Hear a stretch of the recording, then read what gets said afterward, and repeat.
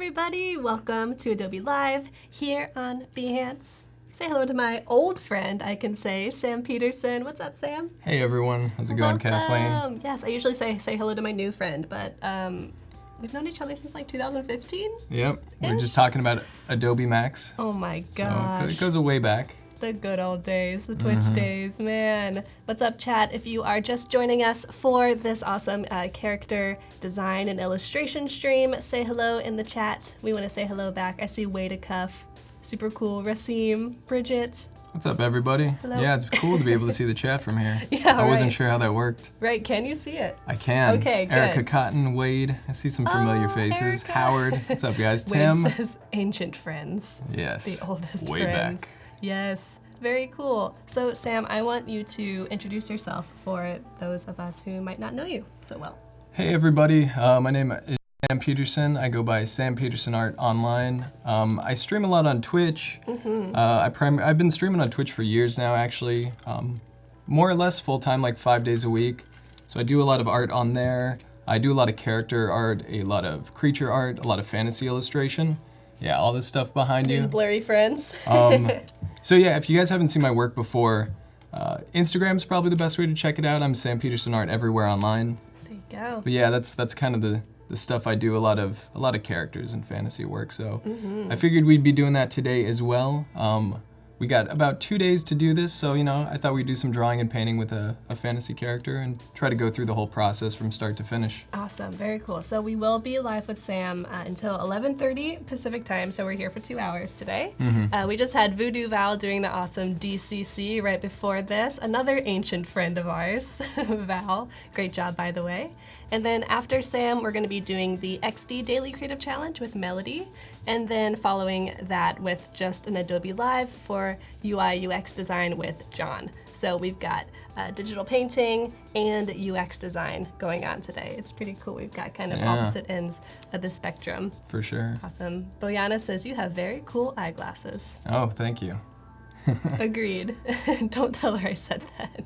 Nice. And chat, if you want to be working alongside Sam as he's painting and drawing, you can be participating in the Photoshop Daily Creative Challenge. So as you just saw with Val, she was showing how to create an illustration with layers, clipping masks, selections, all that good stuff. So check out the Discord, and you can also register for the Daily Creative Challenge. Yes, bit.ly/psdiscord. That's where we're going to be giving feedback at about 11. So if you post your finished work in the design feedback channel, we can see that Val has already posted hers. Ooh. I know, really cool color palette. Not her usual purple and blue. Yeah, that's true. It's lacking purple, but I like it. Yeah, there's gotta be some purple in here somewhere. Some hidden purple. Totally. So post your work in there, and then we'll be giving feedback. Specifically, Sam will be giving feedback in about an hour and a half. We're also gonna be doing a sticker giveaway in about 30 minutes, so stick around for that. Haha. We're gonna be giving away 100 free die cut stickers from Sticker Mule. Awesome. Miguel says, I've never seen a Wacom that big. Yes, it's pretty large and unwieldy, but we're gonna use it. Yeah, is this the size that you usually use? Mine's a 21 UX. It's like a really old Cintiq, so gotcha. similar size, but maybe a little bit less. Cool. All right, let's jump in. You said you're gonna go from start to finish, well, hopefully. That's what I claim. Yeah, so we'll see. So I'll show you guys what I got going. Sweet. Let's see here. I'll kind of show you what I planned on doing. We'll do some sort of character. I'm not sure what it is yet. But I have this bird guy that I posted some days ago. Wow. Let's see if I can, there we go. So this is kind of the process. I've been doing some loose sketches. The more I develop the sketch, the more information I have to go with when I'm painting. But sometimes if I'm just doing something kind of quick, I want to do it in a handful of hours, do kind of a quick sketch, throw some colors down, and then the last step is kind of refining it. The steps between the first and the second are kind of a lot, but yeah. I didn't have all the layers on, so this is kind of it. It's a little bit more rough. Yeah, it's kind of like a color study. Yeah, a little bit of rendering going on. Exactly. Yeah, I'm trying to throw down the general color palette, and then figure out my light tones, and kind of refine from there after I do that. So. Wow. Yeah, so we'll do something like that, and I don't know, maybe you guys want to give some input on what we're gonna do, but yesterday I had some time to doodle in my sketchbook. Cool. Actually on paper? Yeah. What? Which I know, it's kind of strange for me because I do so much digital stuff now. Yeah, I was gonna say, I thought you were all digital. Yeah, it's almost 100% digital, but I like to sketch in my sketchbook when I have the time. You know, when there's a little bit of downtime and I can do other stuff like that, it's a lot of fun. Yeah. But what I like about the sketchbook is that when you're in digital, it's so easy to zoom in indefinitely. You know, you can just get like right into the eye and get super detailed. I find that sketching my sketchbook, you know, when you're doing something maybe a couple inches tall, like each of these doodles is, I don't know, 2 to 3 inches tall, something like that. It kind of makes you look at the whole picture, the big shapes, the big idea. Yeah. You know, because if it's not interesting in here, it's probably not going to be, and that's what I've been finding more and more. Huh. So I try to come up with little ideas doodling like this. Whoops, that's not what I wanted to do. There we go. First time Mac user. Yeah, we're also in training on the Yeah. Mac OS. And I kind of liked the top two and the bottom two. I got a little turtle guy in the bottom right. Ooh, he's cool. I got a little, I don't even know what these guys are. I was just kind of going for cool shapes and stuff. So, you know, I figured we'd kind of doodle around and then maybe pick one of those and draw it up and, Okay. you know, do most of the drawing today and maybe some of the painting tomorrow. Sweet. We'll see how it goes. Yeah. Oh, Photoshop. Photoshop is, we love Photoshop, but it takes a lot of learning. That's true. And a lot of figuring out sometimes. Very true. And you are using your own brushes, or are they brushes you've gotten from other people? These are brushes that I've gotten from other people for sure. I don't make my own brushes. I know a lot of people do, but I'm always kind of, I don't know, like I don't really know what I want. I just know when I like it. Yeah. And Just then try when it out. Yeah, and people make so many brushes for Photoshop. It's awesome. Like, Yes. you know, there's just like an endless supply that I can use. So I'll try one, and once it kind of feels good, that's when I know like, okay, you know, something about this feels right. I don't know what it is, but I like it. Yes, works for me. So I kind of got this sketchy brush Cool. It's that good I like texture. to use.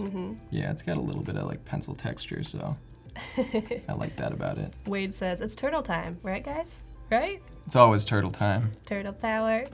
That's awesome. Mark says you should put a lake on top of the turtle guy's head and he will be a kappa. Oh yeah, that's true. I have a lot of kappa stickers on my laptop. You know this little character? Ooh. He has water on top of his head. I don't think I know that character. Ooh, he's like it's Japanese folklore. Huh. And you have to get him to bow so that he spills the water out of his head, and then I think you get like 3 wishes. Interesting. I also think he might die when that happens, Uh-oh. so. Wishes, but not so good for the Yeah, turtle. they love cucumbers, Yeah. by the way. Ooh, Carrie says it's ferret time. Turtle time, ferret time. What other time is it? Other favorite animals? Kitty cat time. Oh yeah, we were talking about your foster kitties before the stream. Yes, I'm the resident cat guy, I think, on Twitch now. Yeah, because they live like in your room, right? You just always have kittens hanging out. Yeah, we have some different rooms we keep them depending, you know. Got some in the office when I work that like to terrorize me. Office cats, Yeah. room cats, basement cats. Yeah. All the Pokey's- cats. Yes, Pokey says, I love kappas, but they are kind of creepy. I agree, Pokey. They are creepy. Good thing they're not real, right? Good thing. Or are they? Or are they? So usually when I'm sketching, I just like to kind of doodle around, you know, do different little poses. Typically, actually, I just posted that on the Instagram, kind of that little tutorial type thing, but Yeah, maybe we can pop over to my screen super quick. Awesome. that's a very simplified version of what I do, but if you click over one, like you can kind of see, I do like a circle for the torso, for the ribcage area. I do a little box for the hips. I try to simplify the skeleton down into those really basic shapes. Yeah. And then when I'm drawing, that's kind of how I build it out. I'll do a little armature skeleton sort of deal, pose it in different ways, because it's really easy to pose, you know, like a circle and a cube. Yes. But once you start, you know, packing on the more complex forms, it gets more complicated. So I try to do it really, it's almost like stick figures actually in the beginning. Yeah, this is super cool. I love this. It almost feels like these are the rubber bands that are keeping the little like paperclip armature together. Yeah. But they're the muscles. Well, some people say, I can barely draw a stick figure, and I always say, well, if you can draw a stick figure, just make that stick figure 3D. Yeah. And then we can get going from there. Oh my gosh, that's so good. If you guys can draw just advanced stick figures is what I call them. Advanced We got AP stick figures. Yeah, exactly. Man, Miguel says that tutorial really helps. Yeah, so it's kind of like this, do a little, this is the torso, and you get so it's just kind of this egg shape, right?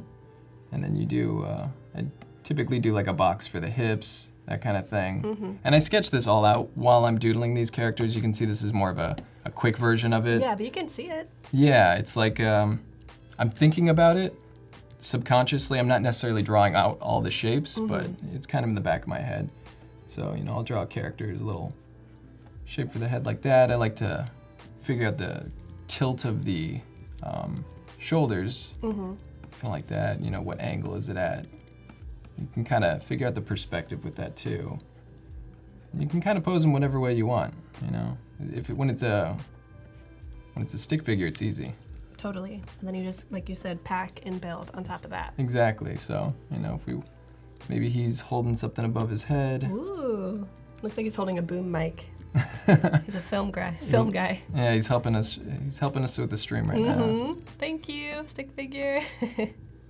They say, oh, this is anatomy. I'm learning this in university. Nice. What are you learning?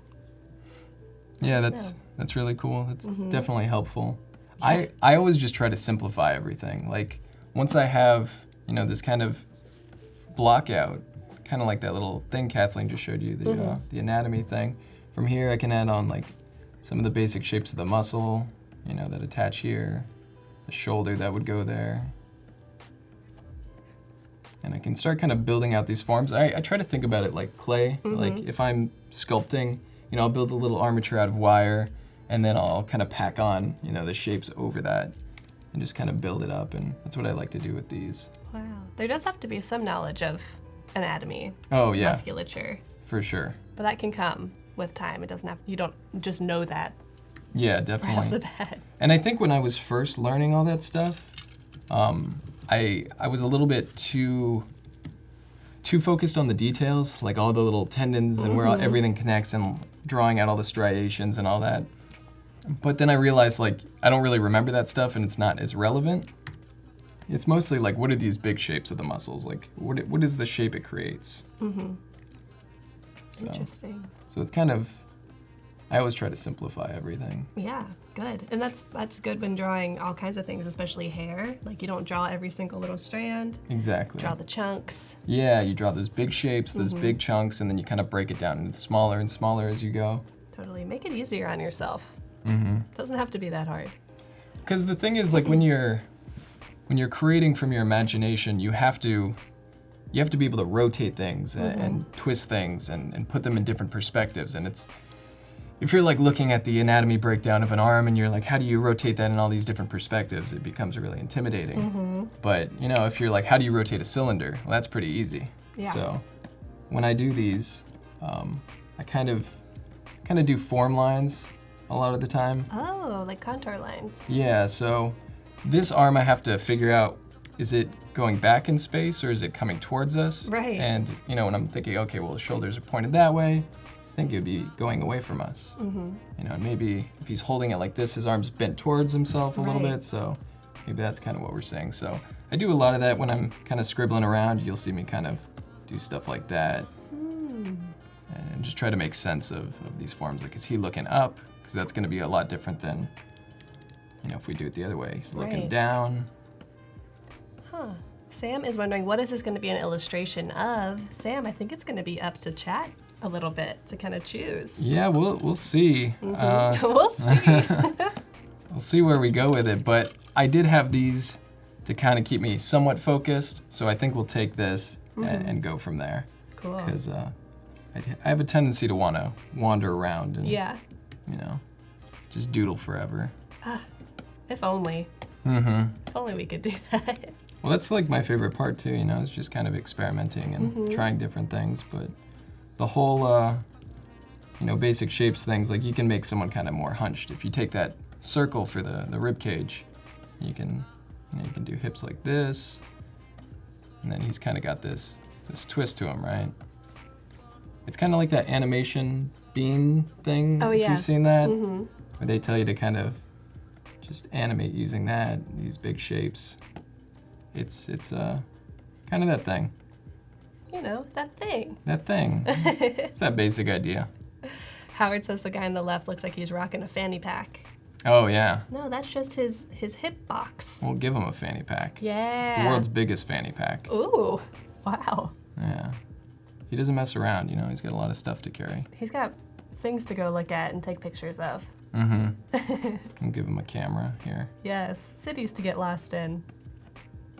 Adjective Beaver says, I like the boom mic idea. Perhaps you've got a fantasy reporter interviewing a local about a recent evil that has arisen. Oh my gosh, yes.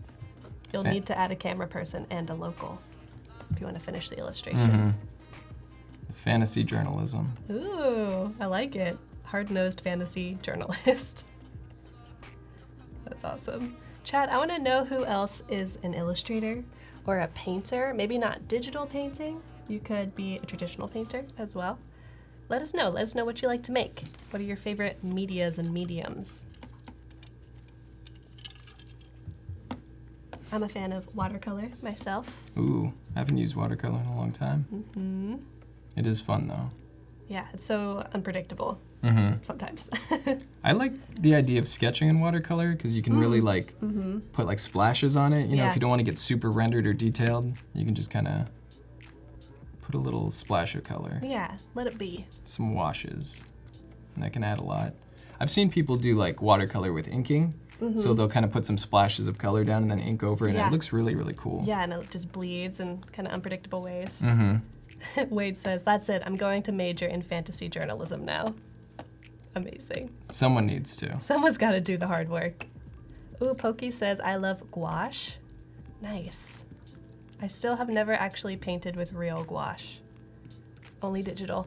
Thank you, Kyle Webster. Now here's where I wasn't sure how to get Yeah. those little toggles to Yeah. the little, was I getting on my other one? No. It could be up in this little menu. We're trying to find how to find the transform controls. They are gone. I'm still getting used to Macs. Yes. I'm a PC guy. Hidden transform controls. But either way, it's not a huge deal. We can Yeah. probably make do without it. So I think the idea was kind of choose one of these that I like. And I kind of like the top one. Number Yeah. 1, we'll call him. Okay. I kind of like bottom left 2, number 3 is what he's labeled as. So we got 1, 2, 3, 4. I don't know if you guys have a preference out there, Yeah. but we can kind of take one of these doodles and work it up if you want. But Take it with this. that's kind of what I try to do is I try to find a little pose like this that I like, and then make it into like an interesting silhouette. So we'll go with this one that we just did. Cool. I'll kind of figure out, do I want his hair to be like this? Does he have any sort of like armor or kind of shapes? And same thing I do in my sketchbook. I just try to take something that I already have like this and just build it out until it's interesting. Ooh, sharp shins. Or sharp calves, I guess. Yeah, just like, does he have knee pads? And it's all kind of done in a really quick little doodly way. Because typically I can find if something's worthwhile or interesting. Nice. Oh, Priyanka's saying the transform option is in the view menu. Okay, cool. So when we're using the transform tool, we can look at the view menu and hopefully find our transform options there.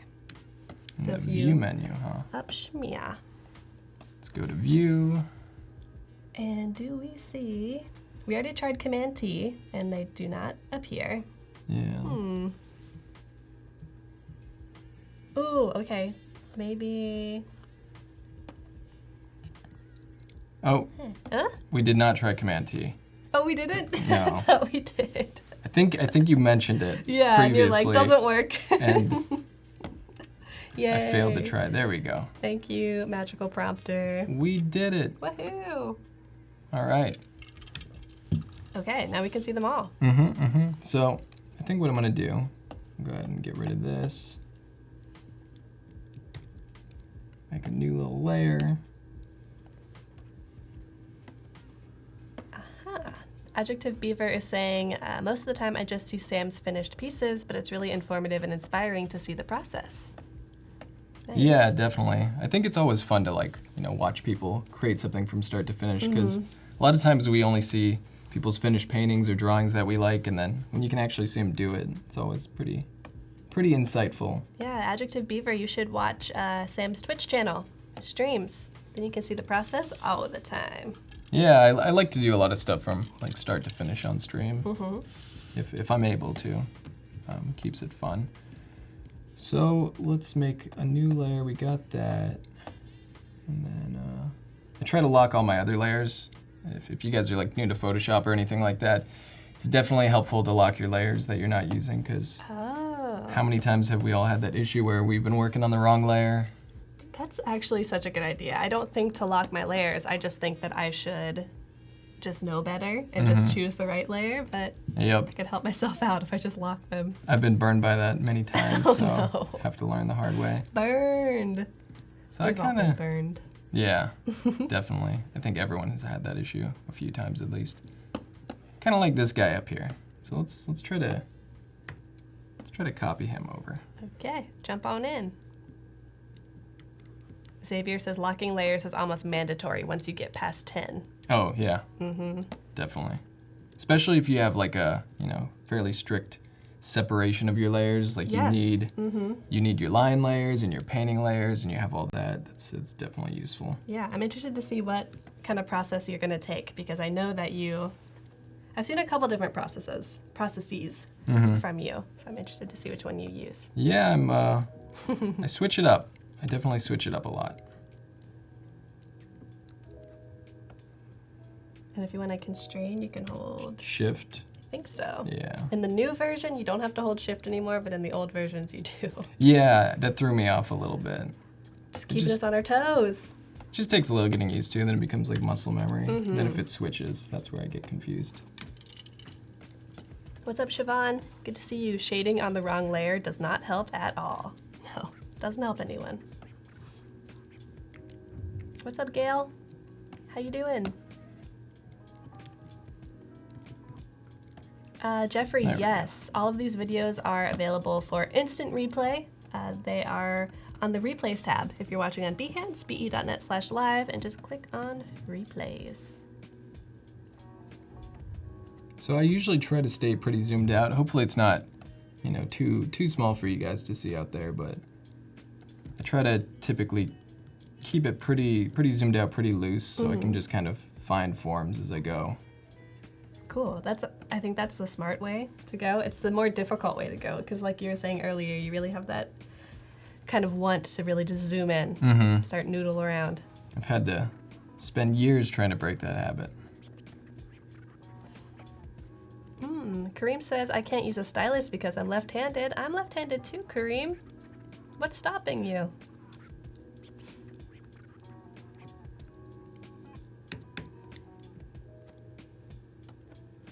Nice. Oh, there's specific stylus made for left-handers. Very cool. Didn't know that.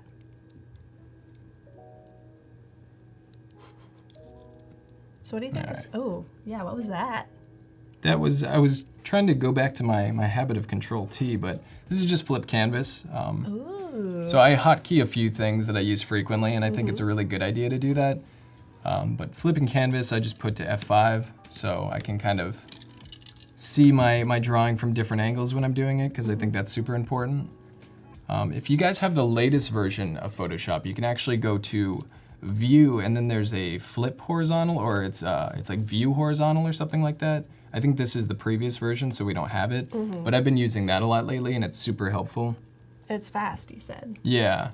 It doesn't actually flip your canvas, like physically. So if you save it flipped and then you come back, it'll be how it was before. Right. It just kind of flips the view, so it saves on resources a lot, and it's a super handy feature. Nice. It's like how if you were to rotate a canvas, but not actually rotate the image, Mm-hmm. then you can just return it to its actual orientation. Yeah, and this is flip canvas, which, does actually save the flip. Mm-hmm. But someone actually from Adobe told me about the view flip, and man, on my bigger files, it has made life so much easier. It's awesome. Thanks, Chad. Yeah, If you're watching. thank you.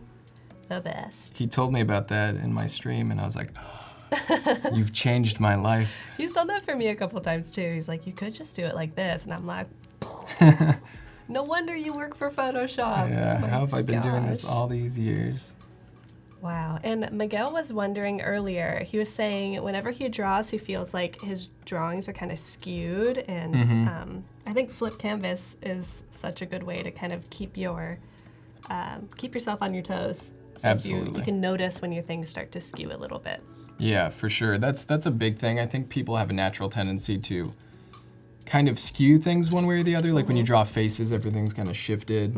And I've got it to the point where, it's just such muscle memory. Like you'll see me drawing and I'll just be flipping back and forth all the time. Right. Also, if you're struggling with a piece, flipping it really kind of helps refresh your eyes on it. So Yeah. if something looks off but you're not quite sure and then you flip it, it'll usually become glaringly obvious. Like, oh man, that leg is really off. That leg is tiny. Yeah. So Jeffrey, oh, go ahead. I was just gonna say I definitely try to make like a habit out of that. Yeah, definitely. I was going to say, Jeffrey says, I noticed that most people have been using Photoshop for digital painting. I've been using Illustrator, so my skills in Photoshop are a bit meh. Why always Photoshop? Why do you paint in Photoshop? Why do I paint in Photoshop? I've been using it for a long time, so I've really just gotten comfortable with it. I like Photoshop because it has so many. It's a really powerful program. There's so many tools in it and so many things you can take advantage of. But at the same time, it can be really simple if you want it to be, because I've kind of, thought about doing little tutorials on this in the past, which is like, how do you take a really powerful program like Photoshop and simplify it for people who just want to get into it for the first time and just start creating right away, And Photoshop, I think, is really accessible. You just need to learn a few tools, Yep. knowing a bit about the layers and a couple blend modes is good. The eraser tool, the brush tool, different brushes, the lasso tool, some basic things like that, and you're pretty much good to go. Yeah. Yeah, it's like having a canvas and some paint and a paintbrush. You don't have to have like the palette knives and all the different mixing mediums. You just need to use the simple things. Yeah, and I've learned some 3D software before, and people sometimes are intimidated by Photoshop, but really like 3D software intimidates me too. Like it takes a while to get going. Me too. But Photoshop, I feel like, is pretty. If you just learn a few basic tools, you're pretty much good to go, Yep. and you can kind of pick up additional tips as you learn. So for me, I'm still picking up things like that, flip canvas thing, the flip view I just learned about. There's always a few new things I didn't know about before, and I'm always like, oh man, that makes everything so easy. So I like Photoshop just because of its versatility, Yeah. and it's fairly easy to use too once you learn the basics. Yeah, right. And I think specifically a difference between Photoshop and Illustrator is obviously the vector versus the raster nature of the programs, but that can also mean that your art will look different. So a lot of Illustrator work is very clean. Even if there is texture applied to it, it's maybe not as organic looking, which doesn't mean it's bad or better. It's just different. Yeah, and Illustrator definitely is kind of more that sort of graphic look, that vector graphic design look. Since I do a lot of like loose painting and drawing, Photoshop's really more fitting for that. Totally. Nice. We've got about 2, 1, 0 seconds until the man. chat and win. Yay! So exciting. So chat, we're going to be giving away 100 free stickers from Sticker Mule, so you can get whatever design you want ordered for free. You'll get a fat stack of stickers from Sticker Mule. So the way that you're going to enter the giveaway is we're going to ask you a question, and when you answer it in the chat, you will be entered, and we'll choose one winner randomly. So Sam, this is when I ask the guest, what do you want to know about the people watching? I will say there's always a certain go-to thing when I draw stuff, when I'm doodling. What is your favorite thing to draw? Whether that's, monsters, humans, anything at all. What's your go-to? All right, let us know. We'll be back in a minute.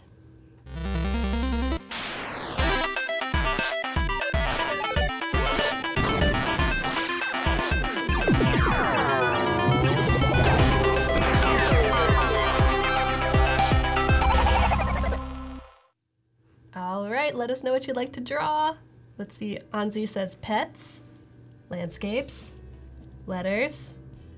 Ooh. Swords. Yeah, just so many swords. Grotesques. Ooh, what is a grotesque? Sounds grotesque. Maybe just general ugly things? I'm not sure. Oh my gosh. What's up, Anissa? So what's your favorite thing?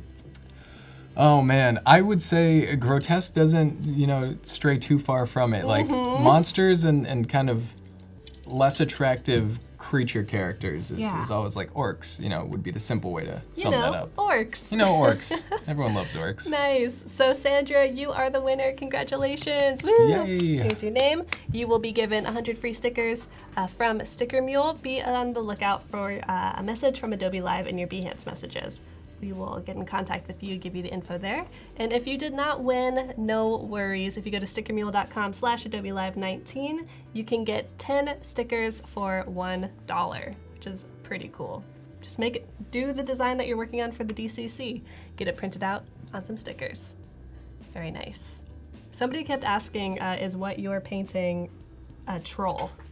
This is a troll or an orc? I tend to figure that out after I've already been drawing it for a while. Okay. I'm like, it's a troll. Yeah. Totally. So it's been a troll the whole time. Yeah, of course. So we'll find out. We'll find out what it is. Sometimes I do know, sometimes I'm not so sure. Like when I did that bird guy, the only reason I drew this was because I saw this video that was going around Twitter of this vulture that was like stalking around, and I think it was a meme of something like me in the cereal aisle or something. And he's just creeping and looking. And oh my gosh. it had nothing to do with the meme, but it looked so human-like, the way yeah. it was walking, like with its wings, they looked like arms. So I wanted to draw this like hunched guy with like the same shape of the wings that it had, but then I took away the actual wing part and it kind of looked like he could have a cane or something. Yeah. So sometimes I know what I want, sometimes I don't. Sometimes it's a half idea like that where I kind of want to capture that hunch and that look, but it, whatever comes out, comes out. And I think it's better when I kind of know what I'm going for, because there's a lot of wandering otherwise, Right, which can be fun, but it can also be very frustrating. For sure. Definitely. I think if you're kind of open to that free exploration idea, it's fun, but sometimes I like to know where I'm going with it. So these guys, like the guy in the bottom right, he's some sort of turtle, warrior, adventurer guy. I do a lot of like D&D character art, Dungeons and Dragons, and fantasy art, so it's a lot of that kind of traditional stuff. So this guy in the bottom left, probably some sort of troll guy. But Cool horns or ears. I'm assuming they're horns. they could be ears too, but yeah, I think they were horns when I was doodling it. Nice. Speaking of, we could give this guy horns or tusks or, some sort of fun shape. I'm always thinking about like, what shape could I put on there? Yeah, to make the silhouette a little more interesting. Yeah, and sometimes like should his hair be crazy? A lot of it's just like cool silhouette. What do you guys think? Tusks or horns? It's the question I struggle with every day. When you wake up in the morning. It haunts me. It haunts me. What's it gonna be today? I gotta know. Tim says bunny ears. Bunny ears, okay. Not an option, but we'll take it, Tim. He's trying to cutify this troll guy. Definitely. Let us know, chat. And while we are waiting to hear what you want, maybe we can pop over to my screen really quick, because speaking of memes on Twitter, I wanted to go all the way back to 2015 when we did our debut stream at Adobe Max. This Takes is our me back. setup. I know. You can see Sam. Oh, right there. There I am. That's the back with of my head. Moss. Yes. Oh my gosh. And then there's one where I'm kind of creeping behind you. I like it. Ancient friends. Very cool. Chat, has anyone been here since those days? Wade, were you around then? Maybe you were on Sam's stream back then. Man. Wade says, why not both? Tusks and horns. That's a good question, Wade. Why not both? I like how people are getting real fired up. Tusks, horns. It's pretty much right back and forth. Yeah. Seems 50-50. It's a very divisive issue, I think, in this day and age. Tusks Yes. versus horns. It's not good to bring up in polite conversation, I suppose. Yeah. But now I got chat fired up about it. Anissa says, definitely tusks. 100%. I am feeling kind of tusks on this guy. Ooh. Oh. I don't. The issue is always like, is it gonna block his face? You know, it's poking Yeah. him in the eye there. We don't want that. That's a good point. Like, unless he's in profile, it'd be kind of hard to show both of them. We could give him little ones though. Just little tinies, and then big horns. He's growing into them. Yeah. Wade says, little 12-year-old Sam at Adobe Max 2015. Oh my gosh, if you were 12, I was like 5. I don't know if that's quite accurate, but we'll go with it. Anissa, you remember that? Really? Oh my gosh. Wade? Anissa, I didn't know that she Oh. was watching all the way back then. Yeah, that's cool. Wow. Okay, Wade was around the streams, but he was lurking at that point. Tim was around. Pokehan says, so long ago. I know. Seems like a dream. Yeah, time definitely flies. All right, so we've moved on past the tiny tusks. Yeah, well, you know, we'll go back We'll to come it. back. I could give him kind of, I don't know, this hair that I was thinking about. I don't know if it's kind of, almost looks like it could be like some feather. This reminds me of the Art Posse challenge, the Berserker one. The Berserker. Berserker challenge. It was like in 2015. Yeah, that definitely sounds familiar. I have to sometimes just see the image and then all the memories come back. Yeah, I remember specifically because I entered it. Maybe I can find. Oh, did you? My Oh, that's super cool. one of my few Art Posse Yeah. contributions. I haven't been keeping that up lately. I've been thinking about bringing it back. I was Art Posse. talking about that with Wade a little bit. Yeah. Just life gets busy and, you know, don't always have time for the extra things, Totally. but community challenges are always super fun, so, Yeah. you know, little plug for the I daily know. creative challenge there, actually. We definitely have one going on right now. So chat, if you were not watching earlier, Voodoo Val is hosting the Photoshop Daily Creative Challenge this week and next week. So we're only on day 2 of the challenges. So if you still want to register, you can do that super easily. I believe it is, I actually don't know the link, so maybe someone will put it in chat, but let us know. You can register and then get a new challenge every day. They'll all be Photoshop specific and they're all beginner friendly. You can also partake if you're a little more advanced. It's pretty much open to any skill level. So today's is make a digital illustration, which ties in perfectly with what Sam's doing. She's actually provided some line art for you if you don't actually feel confident in your drawing skills or don't want to make something new. You can use her line art and then use the techniques she showed for adding colors really easily. Thank you, Tim, for the link. And we're actually going to be giving feedback for those submissions in about an hour. So if you go to the Discord and click on design feedback, you can post your entries. We've got one from Whitney so far. And I think somebody posted one. Yes, Unicannel have Oh, posted very some. cool. Yeah, so we only have 2 so far. So give us a couple more to give feedback for. I'd like to see at least 5 more. I think you guys can do it. You can always post your work in progress, get feedback, and then make it even better. There's really no deadline. You have 2 weeks still for the challenge. So it's create a digital illustration? Yes, Yeah, and this is the very line nice. art that she Ooh. provided, and then you can color it in however you would like. Oh, that's cool. Very Awesome. nice. So we're gonna be looking at those in about an hour. Get those done. Yeah, those, I've been really enjoying seeing what people are putting out for those daily creative challenges. And, you know, as you guys know, Photoshop, as I'm doing here, is the thing I'm really comfortable with. So the Photoshop daily creative challenges are always really cool to watch. And if you guys are new to it, you know, it's always new to Photoshop. It's always a great way to get into it because they'll always cover like kind of one technique at a time. Yeah. And you can really like pace yourself, and as you learn the techniques, you can kind of stack them on top of each other. And Yeah. you know, by the end of the 2 weeks, you have a pretty good feel for Photoshop. Totally. You can just open it up after the challenge and feel very confident doing pretty much whatever you want. And like you said, we go over really simple stuff from just like, what is a layer? Like why do you use them? Yep. To more complex things like, how do I make a photo composite? How do I retouch a photo? Those kind of things. Riaz, I missed the DCC stream today. No worries. Come back tomorrow or watch the replay. And I might be hosting one later this month, everybody. Ooh. Secret plug. You didn't hear it from me. You guys got the inside scoop. Ooh. Don't tell anyone that. Yeah, maybe. It's a I mean, secret. you can if you want. Tell everybody. You better be there. Destiny says, maybe I can sneak and do this challenge at work. Gotta be really sneaky, Destiny. Real sneaky. So this is the point where I'm kind of, I still don't like his head area. I think we could do something cool with that. But a lot of times I'll just try to zoom out and, just try to play with fun shapes. Mm-hmm. Like, he could get horns and Ooh. he could get crazy feathers sticking out for Right. whatever reason. Right. I don't know.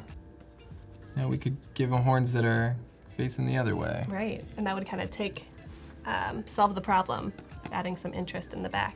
Yeah, and it's really just, I'm always trying to remind myself that if it's not interesting from here, it's not gonna be. So before I commit hours to it, I wanna make sure the doodle is feeling good. So Cool. I try to spend as much time as I can zoomed out to about here. So it's like this big on my screen right now, Yeah. just a few inches. And that's usually the key. I try to spend more time in the thumbnail stage than I do otherwise. Or Nice. than I do in the others. Right. I mean, that's where you're kind of solving the real fundamental problems. Mm-hmm. And Absolutely. you don't have to wander so much later. Yeah. Because I've been in that position too many times where it's like 85, 90% done, and I'm just like, what tiny thing can I fix to make it better? And Yeah. When really the issue is like, that leg is tiny. Yeah. Or you need to make something else. Yeah, exactly. Or the pose is really boring and stiff, or the design silhouette is dull. Right. And you already spent so much time finessing it. Yep. It's frustrating. It's kind of that, sunken cost fallacy or something where you spend so long on something you don't want to admit or think that something's fundamentally wrong with it. Yes. Oh my I've been there gosh. a million times. Me too. Plus it's more fun for me to work on the big stuff, again with this guy, that second step is really just, it's the same thing but for painting. It's big colors blocked in. There's a light tone established, so what is the lighting, It's a very simple lighting established, and I can look at that and be like, yeah, I like this. I want to work on it more, and I want to, turn it into that. Right. So you can see the middle one, even before it got to that stage, if I could find a looser layer, it would still be 85% there already. And that's kind of what I'm trying to achieve.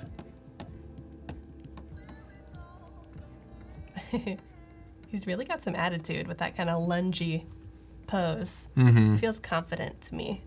Yeah, and that's definitely something I'm trying to get more of, is more movement. Not only that, but I'm hoping in the future to start doing more narrative-based illustrations with multiple characters and more storytelling and all that, because as I've learned the fundamentals of art, I've always been focused on technical anatomy and drawing with good form and good lighting, good rendering.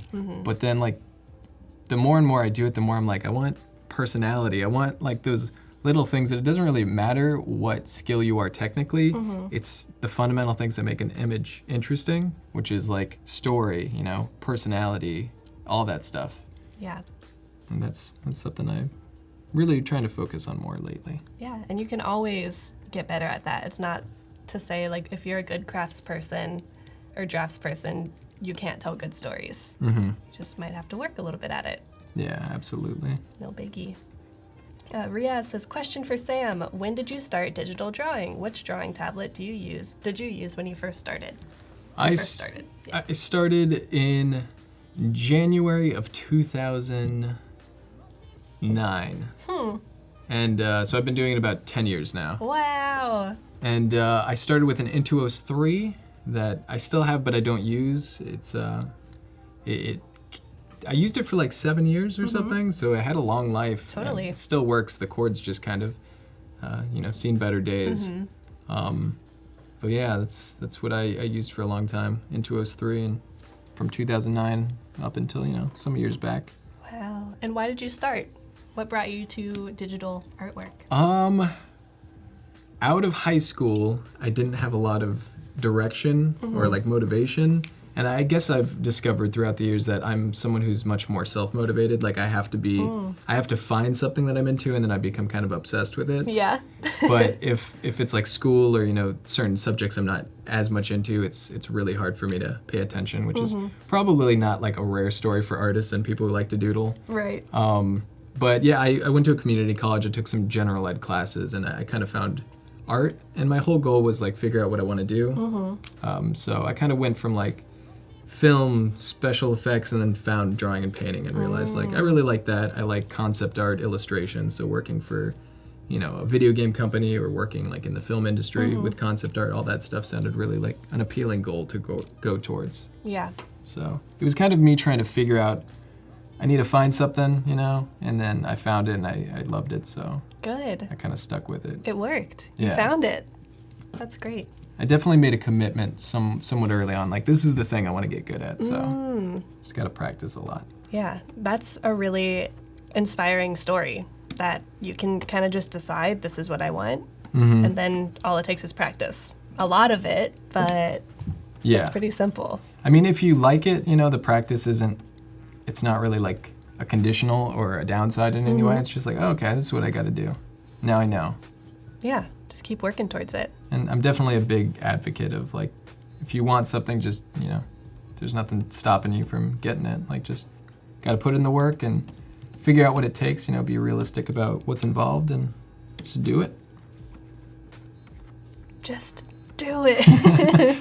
I heard that in my head as soon as I said it. Oh my gosh, a throwback. Christina says, so cool you guys are doing character illustration videos now. I'm so excited. Yay, Christina, I'm excited too. This is awesome.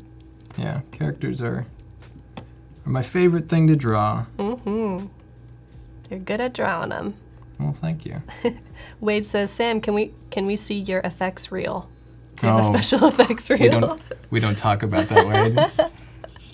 It's from another life. There's a secret YouTube channel out there with young Sam before he found art, when he was into, you know, I was really into Adobe After Effects. That was my program then. And I will say there's videos of me out there with long hair, shooting Kamehamehas and Harry Potter spells.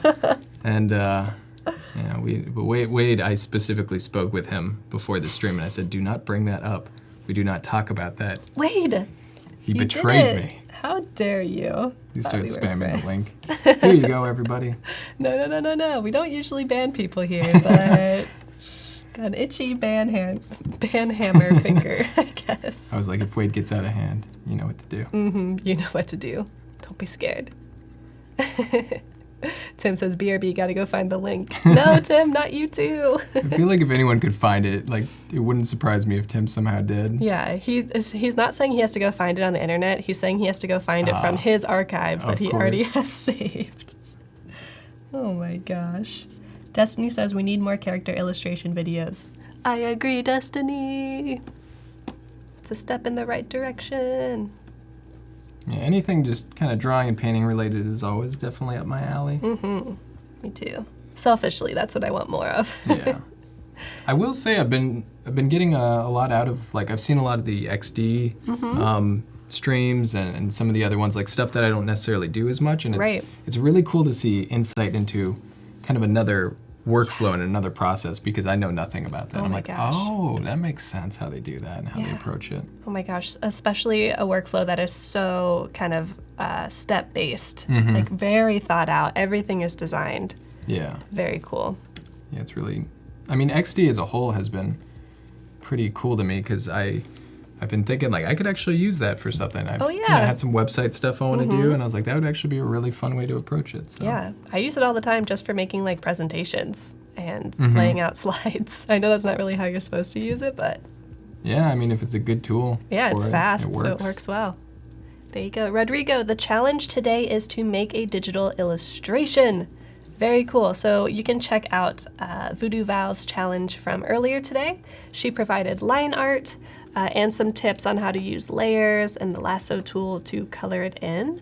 But feel free to use your own line art if you'd like. We're going to be giving feedback in about 40 minutes of the pieces you put in design feedback. So we have some work from Kin, we have some from Tanmoy, Whitney.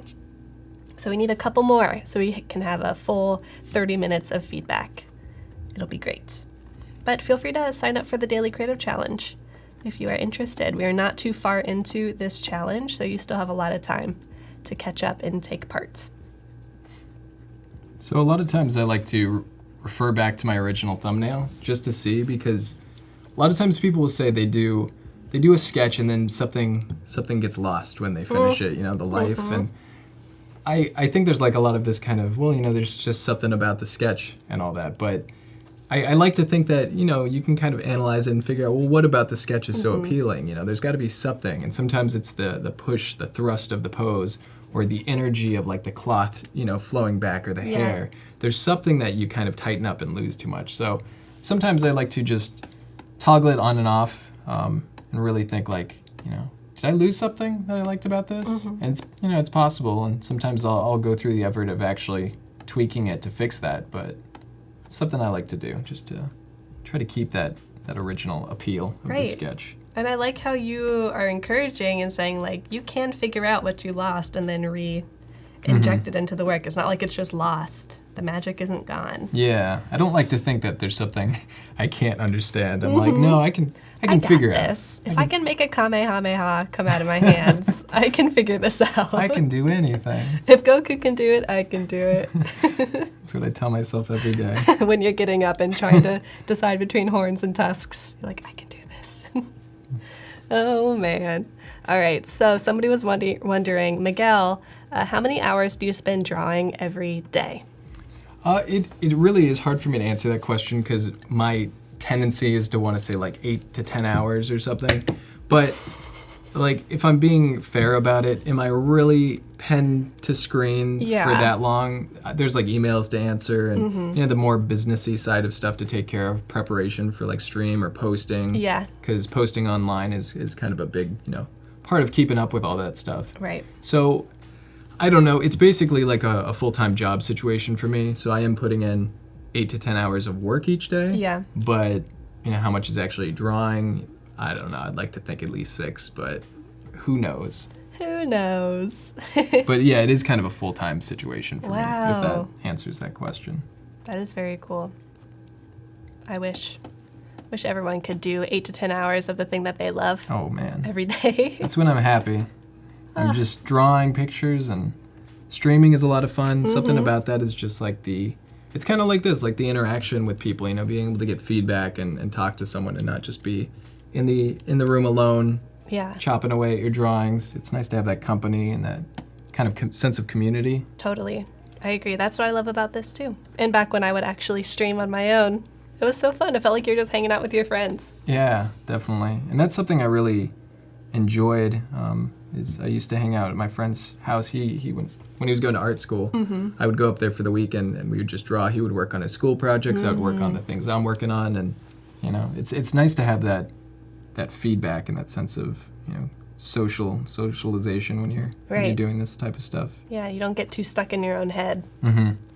Feel like you're part of the real world. Yeah, you're not just being alone all the time, just by yourself. It's kind of more of a social fun thing too. Yeah, Tim really says, we're also your friends. Yes, you are, Tim. You are our friends. I mean, I think any online community stuff like that is really good to take advantage of, just because there's so much great feedback. And like, just from my stream alone, people will point out things that I missed or things I didn't consider. And it's not always even an expertise or skill thing. Like, there's people who don't really draw who can be like, this looks a little off. And you'll be like, oh my gosh, you are right. You're so right. So you welcome that kind of feedback? Yeah, for sure. I don't think I've ever been, I know a lot of people don't like unsolicited feedback. It's one of those things where some people want it when they ask for it. I'm very not emotionally invested in my work. Like, so if people say like, that's awful, I'm like, yeah, I'll do better next time. Like, I'm always very much focused on the lessons I'm learning from it and how I can apply that towards my next piece. So when I'm done with something, if it was really bad, it doesn't really bum me out, because I'm like, I learned from that. I'm gonna get it next time, because I know some things I didn't know back then. So. Wow, what a healthy view of art you have.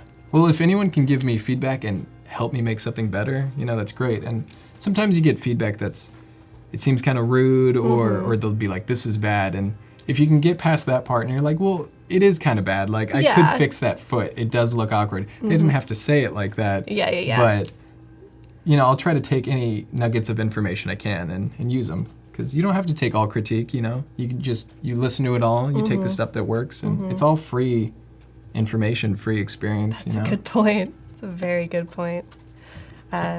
Yeah. I get that from my stream all the time, They'll mention little things that I just didn't even think about. Man, I wonder, because I feel like your community online seems pretty, healthy, non-toxic. I wonder if that's a part of it. People feel like they can be a part of things and be themselves without you getting offended or being worried about how it's coming across. I think it's just the kind of community you try to foster, if it's everyone just trying to help each other and get better and all that, it's a pretty healthy view of things, but... Wow. The more you know. Hope everyone's soaking this in, just like I am. Christina's wondering, do you think that you can make enough income as a character designer and not have a second job? I don't know anything about the industry, so I have no idea. Make enough income as a character designer and not have to... Yeah, it is difficult. I mean, I will say, admittedly, the whole kind of art path can be very difficult. I think the one I chose is especially competitive, but there's so many careers that you can have as an artist, specifically character designer. There's the entire animation industry, that kind of stylized Pixar, DreamWorks, there's cartoons. Yeah. There's so much in the animation industry where you can do that kind of stuff. And then there's video games, and then there's film, and not only is there video games, there's AAA games, and there's independent games. There's indie studios, which are much smaller, usually more 2D based, more simplified. You're wearing more hats when you work there. So there's so many jobs and so many industries for that kind of stuff. It's definitely feasible to get a job. It is very competitive, but you just have to, I think, really know what you're going for, Yeah. You have to kind of target that, develop your portfolio to be specifically for that. Look at people who are doing those jobs already and see what their portfolios look like, what kind of work they're actually putting out. And if you're really kind of, focused on tailoring everything properly like that, I think it's definitely doable. It's just, it can be a tough grind like anything else, but there's just so much art out there. There's graphic design jobs everywhere because everyone needs that. There's so many areas you can go into. Seriously. Yeah, you might be working on character design for a couple hours a day and then working on environment design or items or menus for a mobile game. Yeah, there's lots and lots of options. And not only to say film and TV, there's also commercials, and there's designing for specifically mobile apps or for console games. There's so much you can go into. Yeah. Yeah, definitely. Antoine says that's a lot of work. Yes. Definitely. Someone was saying, how do you come up with these characters? Rayaz. It's really I think the best way for me is this. Just trying to doodle an idea and think of what is this, what's going on with this character? Who are they? What am I trying to convey? Silhouettes and shapes is really probably the short answer to that. Having a vague idea of the type of character. Are they a wizard? Are they old? Are they aggressive? Are they friendly? All these things are going to kind of go into what shapes am I doing? What gesture? What pose? What costume? All those basic questions about who are they, kind of answer those. And once you have the idea down and you do little fun doodles and shapes, you can really try to capture. I mean, I would like to think that I could capture in these doodles. I'd probably develop them more if I really wanted to, but trying to capture who they are, the personality, the essence of the image in just a little doodle. Yeah, right. I think a really good kind of practice project you can do for yourself is write down or have someone give you a couple traits older, angry, whatever, a couple adjectives, and then try and design your character around that. Would someone who's angry have more round shapes or more angular shapes? Yeah. Who knows? And if you pop over to my screen super quick, you can see that they use this specifically in Inside Out with the character design. These characters are literally designed around one shape. He's literally just a square. Yeah, that's a great example. He's literally just a squiggle. Yeah. And it's the final character doesn't just look like a square or a squiggle, but you can see that in all of their gestures and in the shape of the clothing. Mm-hmm. It's pretty cool. Yeah, I think that kind of goes back to that, whole simplify it. Like, start with the most basic idea of what you're doing and go from there. If you're really, getting too much into the details right away, you're kind of losing that essence. Like, that grumpy-looking square character is, it's all conveyed in those big shapes. Yeah. So keep it simple. Again, like I don't even do these thumbnails a lot, but I'm gonna start doing it a lot more because I find when I do stuff like that in my sketchbook, I just have so much more control over the image, I think, and the idea before I really commit to it. Because this is executing on the idea. I feel like this is the idea. Yes. Right. That is something I remember learning a lot in school. It's just like, you need to get those questions answered before you even jump into working on a final or a rough draft even. Like, answer all your questions so then you can just execute and use your skills instead of having to use your brain so much. Definitely, yeah. It's hard to use your skills and your brain at the same time. One tool I will say that I really love, if you guys, draw and paint in Photoshop and all this and you don't use it, is the warp tool. It's one of my favorite tools out there. So what I'll do is just kind of select my character, and I actually like the pose of this character, but a lot of times something's a little off or I need to tweak something. So let's say this leg is his left leg, or at least the left leg on our screen.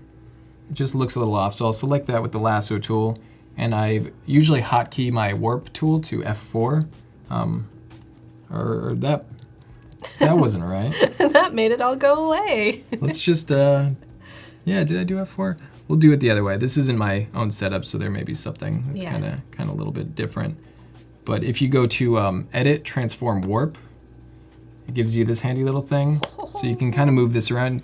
And you can see how this would be super helpful for a pose. Like, maybe his leg was like that, and it's like, okay, well, that looks a little broken. So maybe we can make it bend at the knee a little bit more. And I don't like how far down his foot is, so instead of redrawing it, I'll kind of move it up. And it just gives you a lot of flexibility to adjust their pose. If we're not talking just about a limb, talking about the entire thrust of their pose, I can't tell you how many times I do that. Let me try F4 one more time. Okay, yeah. So I probably set it up wrong. It's funny because it says the hotkey is F4. Oh, does it? Yeah. But there must be some, I don't know. Oh, yeah, you're right. Who knows? Photoshop. Oh, you.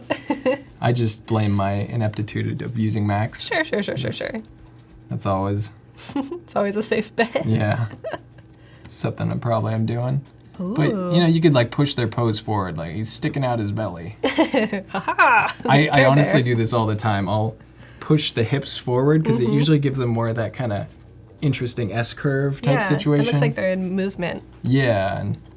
it looks like he's stepping forward more there. And obviously it warps his head and all that, you can fix that stuff, but, the ability to do that is so helpful, as you can see. Wow.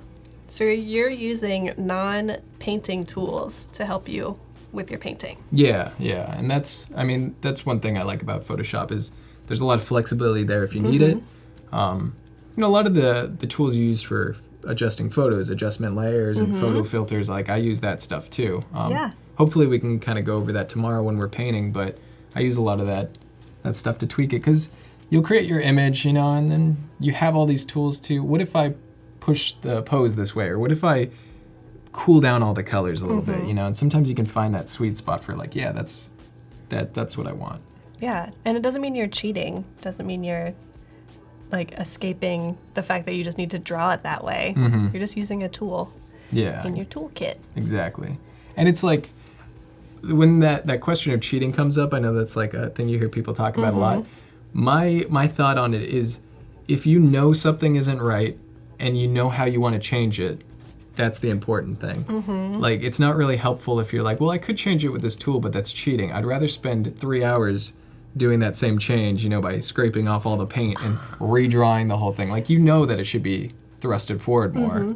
Lessons learned, but Photoshop just, digital painting, Photoshop in general, that stuff gives you so much flexibility. So Yeah, at the end of the day, if the finished product is good and it's what you want, then however you get there, cool. Of course, don't plagiarize other people's work. Yeah. But that should go without saying. And I actually, I was just playing around with the warp tool. I said I wasn't gonna actually need it, but I like that better. It's a Cool. small little shift, but That's stronger. it puts his weight forward a bit more on that lead foot, and I like that. So, good old warp tool always coming through for me. Thanks, Photoshop. Miguel's saying, speaking of Photoshop, is there anything that you would change or add to Photoshop now that you're in the house of Adobe? Man, putting me on the spot. Don't say it too loud. This is the moment. They might hear you. You know what? For the longest time, it was brush organization. But then there was some updates ago where they put the folders in. I was super happy. I think I may be one of those people who doesn't really know something's cool until I use it. I'm like, I didn't know I needed that in my life. Yes. Like the warp tool was actually a good example of that when I found out about it. But no, I mean, I'm really comfortable with Photoshop at this point. I've used it long enough that it's kind of like my little comfort zone. I know where all the hotkeys are and my tools that I use. Yeah. But I do remember the brush organization was my big request. And Yeah. yeah. But I'm always interested to hear other people's ideas because, that's always stuff where I'm like, you know what, that actually would be really helpful. Right. Really cool. Yeah, chat. If you have any feature requests or things that you think would be cool, let us know. I'd be interested to hear. Didn't Boyfruit have that thing you could add to Photoshop that would organize your brushes way before it was actually updated? I don't know. And you could search by name the brush. It was pretty cool. Interesting. So there's definitely third-party stuff you can add. Yeah, and it's cool because it does seem like they are pretty receptive to feedback, people requesting things. I know on the Adobe XD streams, people will always ask what's this and what's this, and they'll talk about the list of stuff they have. So it's cool to know that if people really want it, it's probably being taken note of. Yes, definitely. They hear you loud and clear, specifically with XD because that has been an application that's been built by the community. What do you want? We'll make an app. That's cool. Pretty sweet. Tima says, by the way, hi Tima. I saw that you said hi a while ago. And Rod, hello. Says, in traditional media, you use tracing paper to modify and warp things, so this definitely just saves on time and resources. Exactly. When you do it digitally. Yeah, similar purpose, just, digitally makes it a lot easier. And then this lead leg, again, I want to try warping that just to possibly push it forward. And I don't know if you guys have ever used the puppet warp tool. That's one I'm still a little new to. Yeah. So oftentimes I don't know how to use it, but I know a few illustrators who that's their go-to for that kind of thing. And Yes, someone was just mentioning that in the chat. Oh yeah?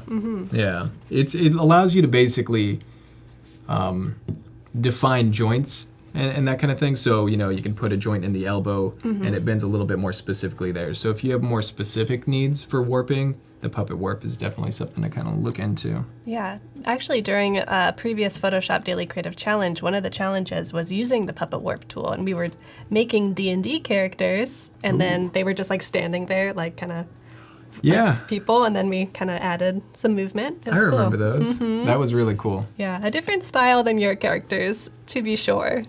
Yeah, but it was a really good illustration on that tool. I remember seeing that. I was like, puppet warp. Puppet warp. Nice. Rod says, I love both warp and puppet warp. Nice. Yeah. I think kind of different tools for different jobs. Warp is nice for big general shifts. Yes. Puppet warp is really when you really want to get kind of specific with it. Yeah, it's for a form that you need to change. Yeah. Chat, we've got a couple more submissions in the design feedback channel on the Discord. So we're going to be giving feedback in about 20 minutes. You can see the countdown over on the right side of the screen. Let's see, we have 1, 2, 3, 4, 5, 6-ish. Oh, nice. Yeah, let's get 10 in there. That would give us enough time to give feedback, but also quite a few that we could cycle through. Be nice. And you can always post your work in progress. You don't have to be totally finished. If you have a specific question, that's always nice to pair with your work. So if you're unsure about the composition or about the colors or about the values, you can ask specifically for specific feedback and we'll give it to you. It's going to be fun. So for these costumes, what I usually do, which I didn't really mention, is I like to draw out the figure. We were talking about kind of building the figure out of basic shapes in the beginning. What I like to do is usually figure out the body, and I'll kind of scribble some costume elements too, but I like to know the form of the figure, what shapes are going what direction, and just have a solid structure to build off of.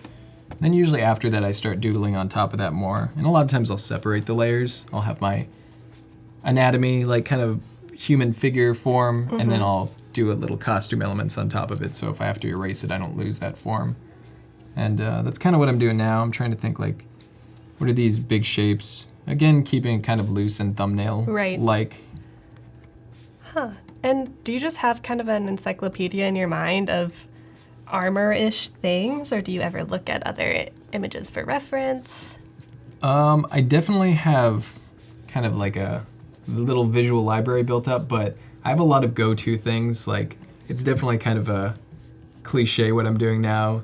Shirtless monster guy with shoulder pads and then some like, leg armor and cloth and stuff. Some, like wrappings. Yeah, it's like when you draw these things a million times, it kind of gets ingrained. And then you do have to kind of remind yourself, like to expand out and try new things. And a lot of times trying different shapes helps, If you draw someone with a certain really exaggerated shape somewhere on their shoulders or on their their helmet or anything like that, it kind of forces you to design based off of that. Yeah. But just looking up reference is always super helpful. You have to build that visual library from somewhere, so continually doing studies of real armor from history and the shapes and the way they work and the function and costumes, all that stuff is super helpful because you're always trying to inject some sort of cultural reference into your costume, and doing studies is pretty crucial for that kind of thing, I think. Yeah. I mean, I'm looking at your work right now, and your costumes feel like they feel real. Oh, thank you. Yeah, like they definitely feel like they came from something and have some sort of story and culture, like you said, behind them. And I think if you're noticing, like, I always draw this the same way, or I always put this costume on. Yeah. That's where you're like, okay, I should look up some references and see if I can put a little more something into it. Yeah, definitely. If you want to check out more of Sam's work, Instagram might be a good place to do it. Sam Peterson Art is the handle. Check it out. Yeah, Wait. Instagram's probably the best way to keep up with all my sketches and stuff because I try to post that pretty frequently. My website admittedly gets out of date, It's always hard to keep up with too many social medias. Yeah. But Instagram, I do pretty good. At least lately, I've been pretty good about updating it. Sam, I don't think I'm following you. Oh man. I'm so sorry. Guys, Follow. I just got a Kathleen follow live on stream. Wow. Now you have 3,850 instead of yeah. 49. It's a big moment. Boom. And you're about to get a lot more because Tim just posted your link in the chat. Oh, thanks, Tim. Nice. Yeah, everyone go follow him. So this is kind of where I would spend some time and really start detailing out the stuff that is the focal point. And that's something I'm trying to get better about, honestly, is, again, I'll refer to here. You'll see that it stays pretty loose. Like when I'm doing it right, it stays pretty loose everywhere, but then the focal point is more in that shoulder head area. Yeah. And that's what I want to do. And I found that that's like a really happy, kind of sweet spot for me. Yeah. Is I have fun with the painterliness, and I've always wanted to get that painterly yet rendered look. That's always been kind of my goal. So naturally, if you spend a little bit more time in the focal point, you kind of get that effect. Oh, wow. So I try not to zoom in ever, I try to keep it out here. But this is the point where I'm not going to zoom in too much, but we can kind of detail at that face a little bit more because that's where I want most detail. That's the moneymaker. Exactly. It's a And beautiful mug. I know. Look at that thing. Those tusks glistening.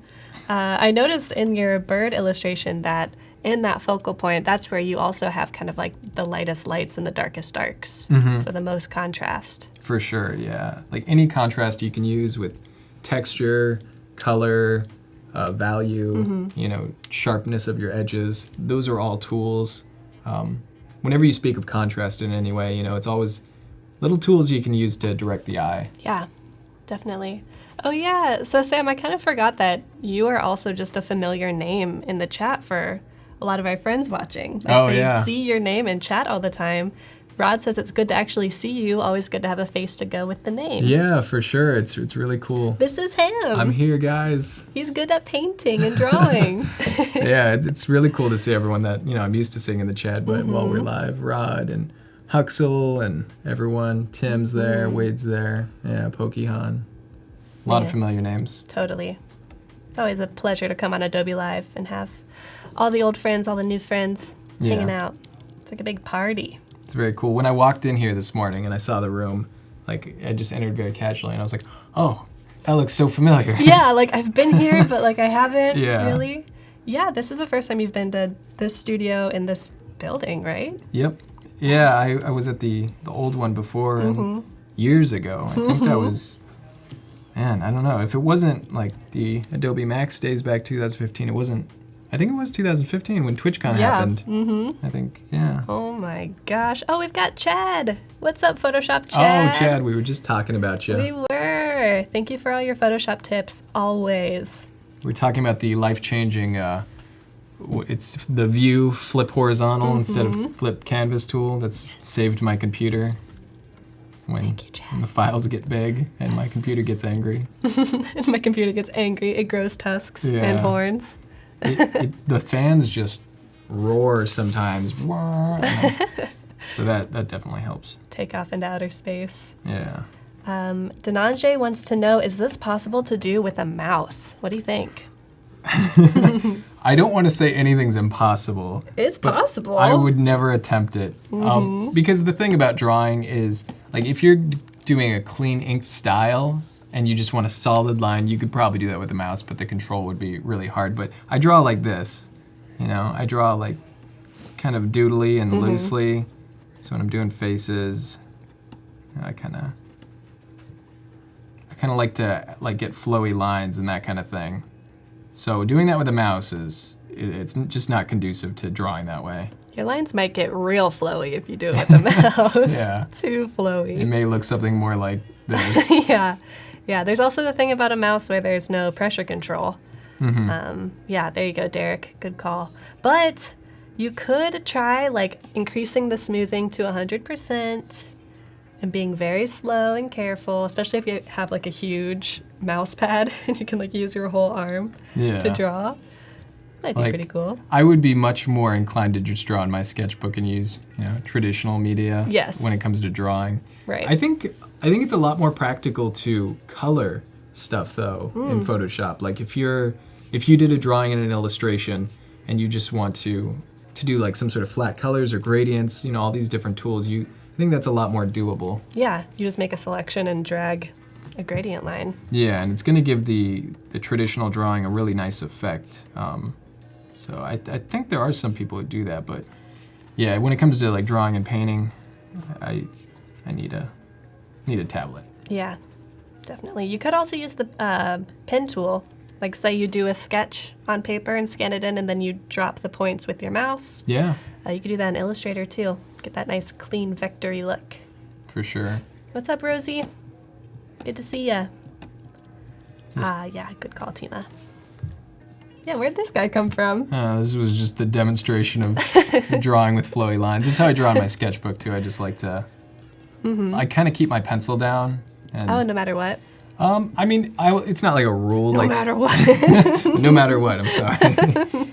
It's like, I don't really think about it, you know, like I have to keep this down. It's just, I like to get that kind of flowy vibe down. Yeah. You know, just that movement. It feels much more fluid and natural. Right. And yeah, it's how I like to draw. I think it comes from enough muscle memory. Like when you've done it long enough, I've watched myself develop more of that style. And when that started happening, that's where I'm like, I think I'm getting it. You know? Oh, yeah. You're kind of like figuring out the shapes in 3D. Kind of drawing the whole thing. That's awesome. Yeah, and keeping that looseness. So like same thing with figures, you know, when I draw figures, I'm just talking about the basic shapes that I do.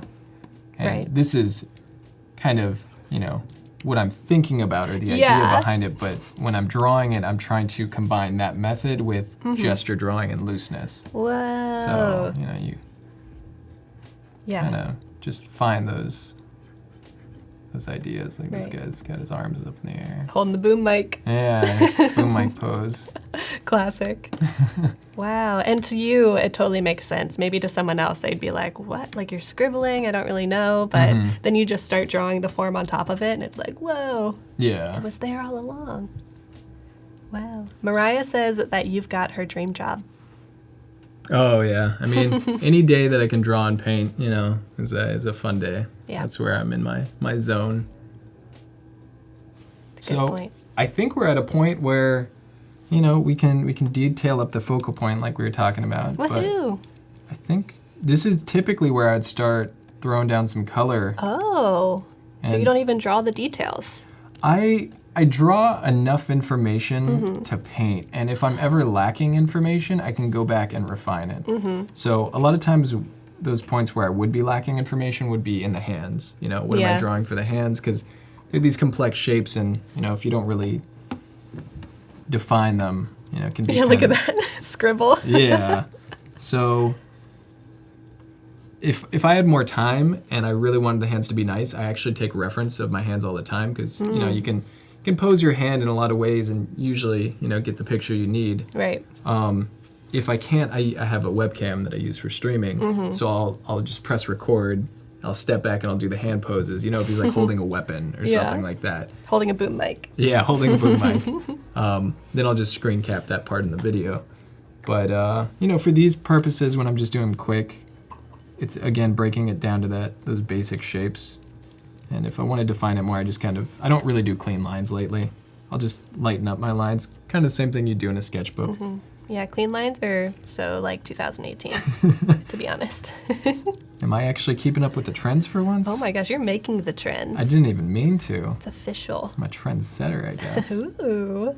Jason says that his tusks look like his wisdom teeth for a long time. Yikes. Hope you got those things pulled, Jason.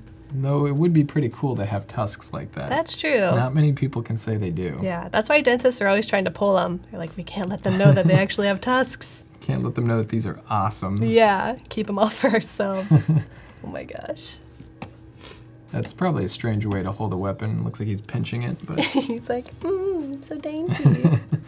Wow. hands are one of those things that I really put a certain level of importance on. Like when people draw hands really well, I feel like it shows and like I notice it because there's a lot of gesture that can happen in a hand. If someone's like holding their arm out, there's a big difference between this and something like, all these gestures and shapes you can make with your hand. And if you look at a lot of old paintings, like a lot of old master paintings, you'll see that the hands are very deliberately posed, and it adds a certain amount of gesture to the painting, just by that. Yeah, they're super beautiful. Even if it's more of like a brutish kind of pose, it's still graceful in a way. Yeah, if we can pop over to my screen, I'm wondering if you took reference of your hands for this photo. Absolutely. For this photo of Jeannie. I did, yes. You were just standing in your room like, haha. Yeah. I definitely wanted those hands to, there's enough gesture in them where you're going to notice. There's enough like silhouette in those fingers. Similar pose, actually. I also took reference to that. So those are the things I'll usually do. I don't use as much reference as I should, but hands are where I typically do it if nowhere else. Ooh, that's a good hand. Yeah. This one too. Wow. They can be tricky. They are. They're always tricky, Yes. I would say. I would agree with you. Yes.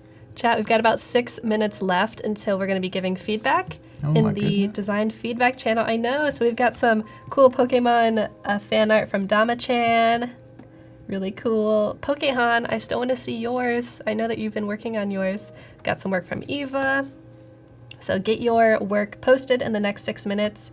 Even if you're not done. Pokey, I see that you're stressing about it. You can post your unfinished work.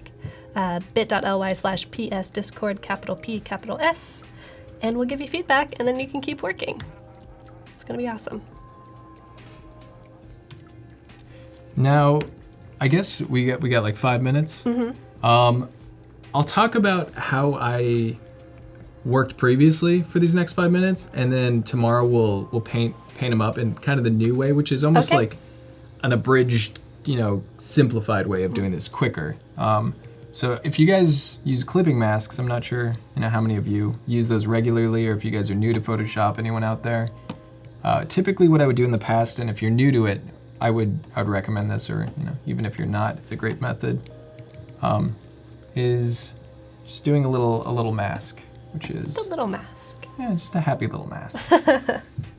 So basically what I would do is fill in this character. Okay. I'd fill in his shapes with this mask, and when you do a clipping mask, it essentially lets you clip any layers to the shape that you're currently defining. So I'll have this nice clean shape of this character. And then at that point, I can add any color layers to it. I can add any, I like to do multiply layers for shadows, color dodge for light, you know, sometimes you can do other blend modes for different effects, depending on what you need. But essentially, you know, I'll do it really quick and messy. You can do it as quickly or, you know, messily as you want, but I essentially just try to define my line layer with it. Yeah, it's like you're almost cutting out a piece of paper in the shape of this, and then when you color on it, you can't go outside of that cutout. Yeah. It's pretty nice. You don't have to think about being messy and coloring inside the lines because it's already set for you. Yeah, it's really nice. And I still use clipping masks with my process. It's just this buildup of mask. What I do, or what I would previously do, is mask, flat colors, multiply layer, and then, you know, color dodge layer if I need it for the lighting. Multiply being the shadows. So we'll do like a quick little example. Okay. That's not what I want. Still getting this down. All right, so this would be the flat color. Let's name our layers. One time only, yes. I typically actually do try to keep my layers organized and named. I'll group them later on. I like to keep my preliminary layers, just these build up, just in case I need them for anything. But you know, I'll group those into like sketches or something, and I think it makes your life easier, you know, if you kind of keep these organized. But what I would, whoa, there we go. What I would previously do is kind of flat color layers. So think of a color we want for him. Maybe he'll be kind of greenish. Classic orc. And you'll see, you know, it kind of goes outside. It can be annoying to try to stay in. You just do create clipping mask on that layer you're using, and it will clip it to the shape below it. So it's really nice to be able to kind of scribble this in, and maybe he has some leather bits, you know, on here. So this kind of shoulder pad could be this brown color. The strap here. You know, it just makes it really easy to kind of keep these together. Yeah, like if you could see Sam's actual stylus, it's moving definitely outside of the lines a little bit, but since he has that clipping mask, it looks clean. Wade says, naming layers, you lost me. Blasphemy. Too much. So I'll just do some quick scribbling here, and you kind of, you know, you can kind of get the point. It just makes life easier if you don't have to try to stay inside the lines the whole time. Definitely. Do you ever do clipping masks inside of clipping masks? Like say you wanted to do all of the armor on a clipping mask on top of the flat. Can you do that? I think if I tried to clip it to that, it would just clip it to the original one. You just have to make a new clipping mask. Yeah, you could merge part of them, you know, make it its own layer and then attach it to that. Yeah. But usually what I do is I use the lasso tool in conjunction with the clipping mask. So if I wanted to get the armor, I would just lasso tool it and let the clipping mask, you know, clean up the edges. Yeah, right. Tim says you could also color code your layers if you're also naming them. Oh man. If you want to take it a step further. Nah, that's too much for me. Oh my gosh. We're still trying to get how to make a new layer. Yeah. Hotkey. It's tricky, you know, it'll get you. It's tricky. So let's see, it looks like we only got a little bit, but what I will also do to this typically, and this is probably why multiply layer is my like favorite blend mode, if I had to choose one, is I'll basically pick this kind of cool color. Usually it's this purple desaturated color because it works good for skin tones. For green skin tones, who knows, maybe not so much. Like you need to find a good layer that works. Yeah. But I'll typically, you know, kind of add my shadows in this way with the multiply layer. And we can clip that as well. Clip it good. And it kind of just lets you, you know, add quick shadows. Wow. And really like define the forms. And you don't have to constantly change color, you know, it just darkens down everything you're using. Whoa. So. It's done. Yeah. Little smudge tool action. Oh, nice. Didn't even see you change. Yeah, I hotkey my smudge tool to N, which is right next to the B Perfect. key. So brush, smudge, and we can talk about that more tomorrow because we'll get into the painting more tomorrow and all that. Sweet. And then you usually do one more, which would be the light source or the highlights? If I need a color dodge layer. You don't usually? It depends if it's light enough. I don't, but if it's too dark and I need to boost it up, I don't have it. Well, I kind of do have it here. In the left one, you can see it's darker. Yeah. The right one, I did a little bit of color dodge to really pop out that top lighting, and then I just painted over it after that to kind of detail it out. Oh, okay. Yeah, and it's super useful. I use it almost as much as the multiply layer. Wow, but it's not your favorite. Multiple's your favorite. Yeah, well, I can't choose favorites. I don't want them to feel. You could. Multiply, yeah, it's definitely my go-to. Nice. So this is your kind of original style, and then tomorrow you'll show what you've been doing recently. Tomorrow we'll paint this up. Yeah. Yeah. Right. So I do the sketch to kind of get the base out, the design. Basically, the sketch is the blueprints for everything I'm doing. It informs all the painting, and I don't keep my lines in my finished painting, but I use it to inform everything I'm painting. Very cool. And as for this painting kind of quick thing you just showed us, that was your old style, and then you said tomorrow you're going to do kind of an abridged version? So usually what I would do here is the mask, flat colors, multiply layer for the shadows, then color dodge for the lights. The next one is really just going in, and it's essentially using a flat color layer. Yeah. I'm just going in and sketching in fairly flat colors, and then I'll define them, but then I can clip anything to that. So when I put the colors just straight in there and I just go for it, if I need to adjust with the multiply layer, I'll just clip it to that shape that I've already defined. I see. So it cuts down a little time, and for me, as far as painting goes, just being able to knock in the color palette very loosely feels much more natural now. Got you. The other way I was able to separate the steps more in a logical way. But once I got comfortable enough with that, just knocking in the color palette felt a lot more natural to me. Nice. Cool, you made it work for you. That's great. Yes, Pokey, it is time for design feedback. You got that right. So for the next 20-ish minutes, we're going to be looking through the work you've been posting from today's Photoshop Daily Creative Challenge, which was create a digital illustration. Voodoo Val streamed that earlier today, and she provided the line art for this drawing and then showed how to kind of drop in values, grays, textures, all kinds of good stuff. So this is Val's submission, and maybe we can give Val a little bit of feedback first and foremost. How about that?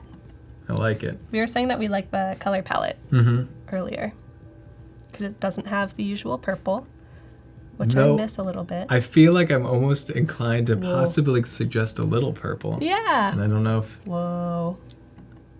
Oh, wow. That was very that the zoomed full in. res? Yes. Oh, that's crazy. She did not hold back. That's cool to be able to see the drawing, though, and like Right? the close-up texture of it. Yeah, look at these pops of white. Like it's used barely anywhere except for like the eye right here. Yeah, it's so much texture, but when you zoom out, it really kind of fades together. Yeah. I think this is a good example of a focal point that you were talking about, like the lightest lights and the darkest darks are where you want to be looking, which is the face. Yeah, absolutely. Wow. Yeah, and that's a cool thing. I've heard that a lot about texture brushes is you can use like a soft round brush for like a feathered edge and for softening things up. But if you use like heavy texture brushes, you can get a nice kind of soft edge too. If you're using that for your edge, or in this case when there's a lot of texture in the face, it kind of gives that that sense of realism or that sense of texture. But when you zoom out, it kind of it's a lot less aggressive looking. Yeah, it feels rendered and smooth still. But I think part of what makes it successful is with the texture, you can see the other brush strokes underneath it. So they kind of build on top of each other to create more of a realistic look. Nice job, Val, if you're still watching. It would be cool to see maybe the background have more of that purple tint because it would still be kind of that analogous color scheme with the red and the purple, next to each other. But it would make that warm red of the character pop out from the background more. Yeah. And she almost looks like she should be like kind of faded into darkness a little bit. Like it's a dark environment with a spotlight. Yeah. So maybe kind of like a deep, desaturated purple in the background could really fit that. Right. And I saw while Val was streaming, she showed how to add a texture, like a watercolor texture, and she was using clipping masks as well. So maybe that dark background with some sort of texture. Yeah, that'd be cool. Nice job, Val. There she is. Hey, Val. Yay! All right, so we actually had a submission from way earlier too. Here we go. This is from Uni, Illustration and Photoshop. I'm so curious to see how this is done. Hope to stick around for the live show. Cool, so this is Nice. Uni playing around with the line art. Really simple, maybe using the lasso tool to drop in the shapes. Mm-hmm. Yeah. Yeah, what do you think about this color palette? I like it. I think, that purple kind of orange, very close to like a complementary color scheme, which draws contrast nicely. It could be cool to see some color in the eyes. Yeah. Like, I mean, if you wanted to kind of go a less like, realistic human version with it, putting a little bit of like almost orange yellow in the eyes could be cool to kind of bring that orange color throughout the piece. Yep. A lot of times when you're using a color, it's nice to repeat it throughout and kind of get a sense of balance. And I think the eyes would be a perfect point for that warm to really draw some contrast. Yeah, I agree. And it would just keep moving your eye throughout the entire piece. Maybe even like a little bit of color on the lips too.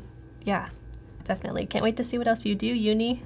And I also think one last thing is maybe using a multiply layer and kind of doing a darken gradient from the bottom to darken down the bottom a little bit and keep those lights near the top will really bring that into the face too. Yeah, give you the focus, or Yeah. at least tell you where to focus. Cool. All right, we'll give her the little emoji of approval to show that we have reviewed it.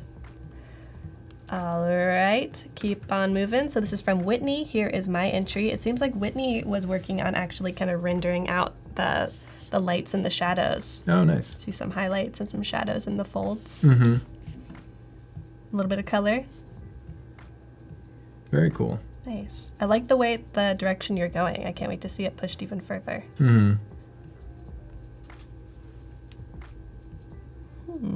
I think this would also benefit from a multiply layer.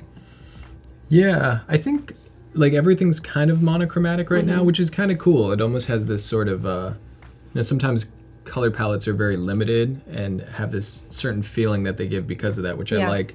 But I think maybe you could choose some key colors in the face. Again, the eyes are a great place to pop out all the time, just depending on the color you choose for it. The lips can get a little bit of like flush red in there, maybe even a tiny bit in the nose. If you're, I don't know if you have a mouse or a tablet, but using like a low opacity, soft round brush in those areas could probably do that. Right. I see that a little bit starting. Like there's some more saturated coming around the eyes, which are usually a little more red. For sure. On the chin, on the cheeks a little, but yeah, even more saturation there. there. I think could be brought out just a bit more, and that could really help. But any sort of like definition in the eyes, color, that dark, shape for the pupil, that really is a good way to kind of bring that focal point. Yeah, and it looks like perhaps these little yellow areas, it kind of looks like they're on top of the line art because it seems like the line art gets a little bit like desaturated here as if it's being painted on top of, and if you put it kind of washes it out and makes it look a little bit gray to me, like here especially. Oh yeah, I see that. So maybe if you put it behind it, it would keep that line art stark and then have the color with it.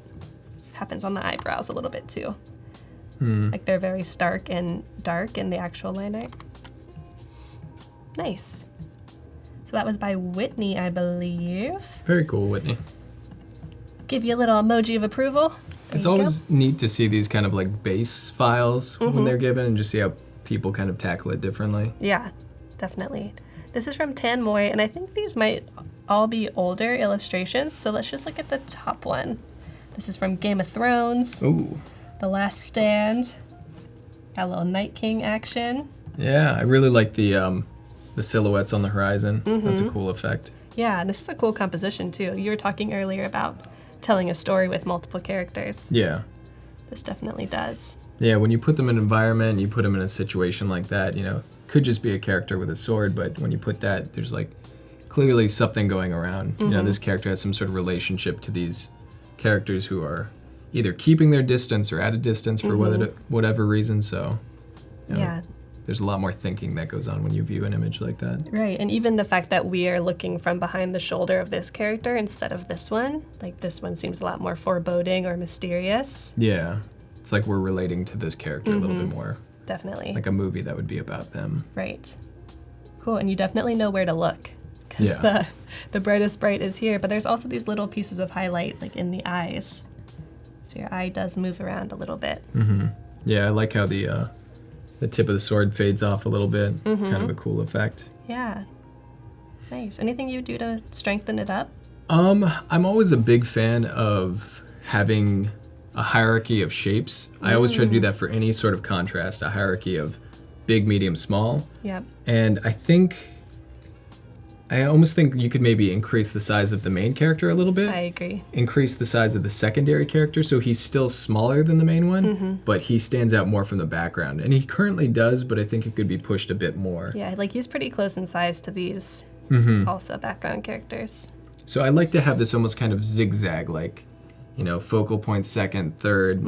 It doesn't have to be structured in any specific way, but just something that kind of flows your eyes around the page. Yeah. So I think those two figures could definitely be put in that way. And then, think maybe what's like a third point that I could kind of go to naturally. Right, like maybe these little piles of weaponry and skeletons could be kind of the third piece of info that you pick up on.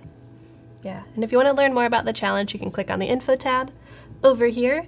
There's going to be a new challenge tomorrow, so make sure you get this one worked on today. And if you want to register for the Daily Creative Challenge, you can still do so super easily, and you'll get a new challenge every day with a live stream.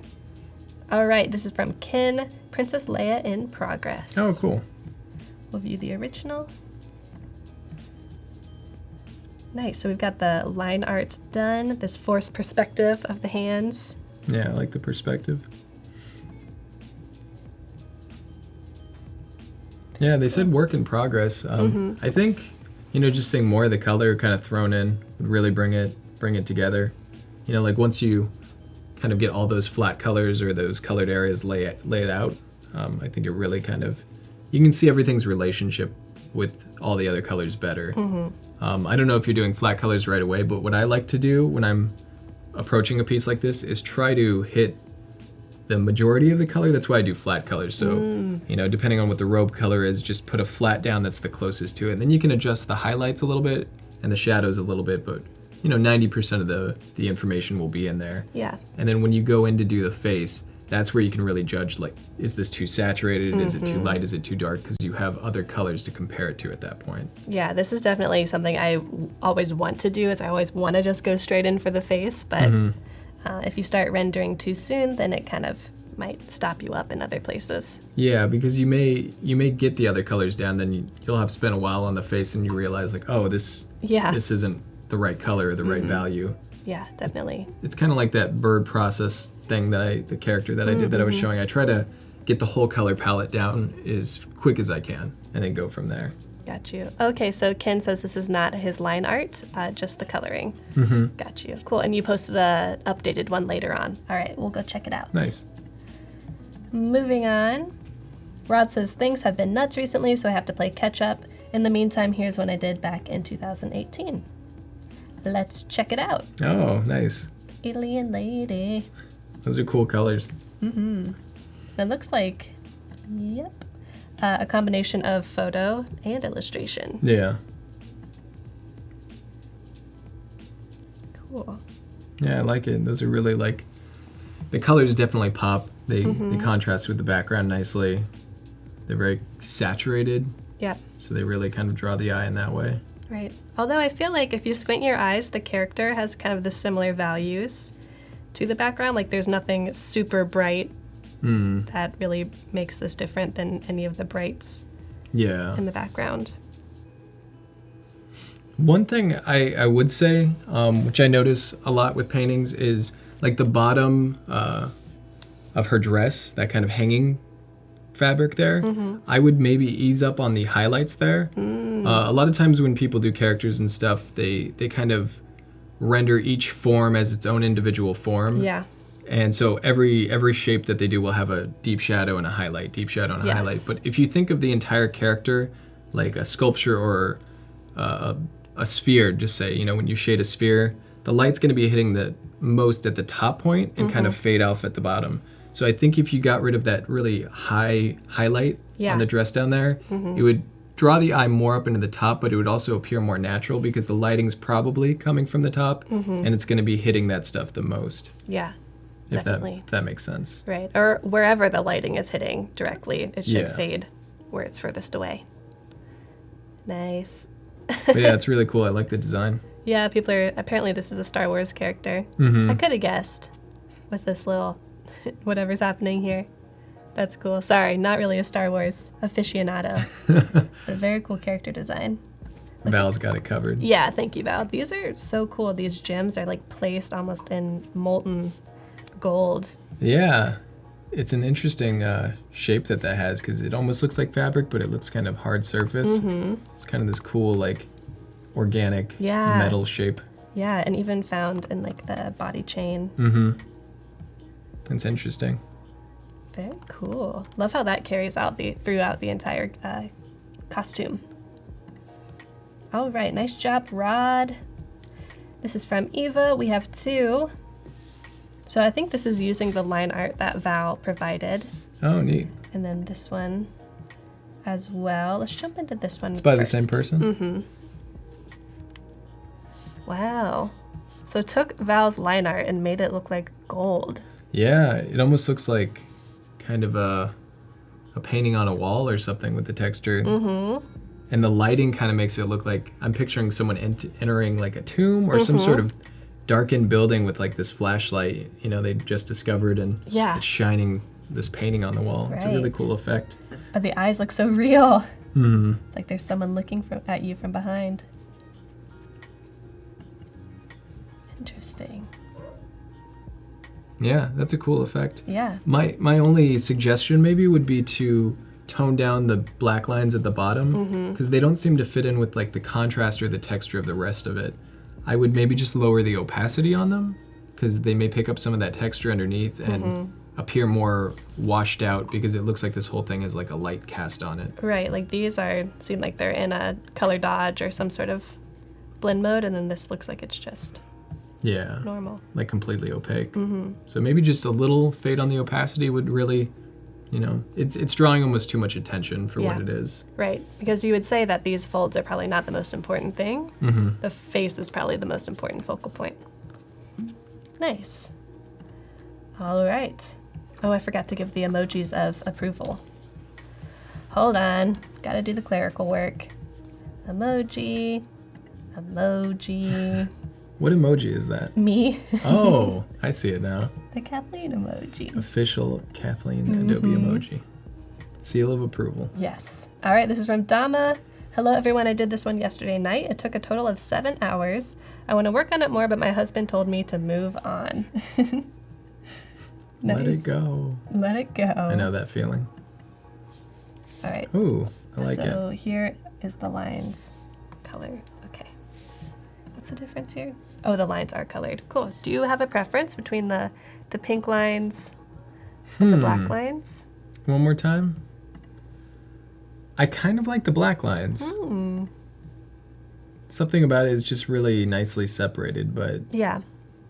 Especially because the characters have the line art and then the background is more painted. yeah. Stylistically, for some reason, it seems to fit a little bit more, but I think fading those lines out can be, really cool too. Right. You don't want so much emphasis. Wow.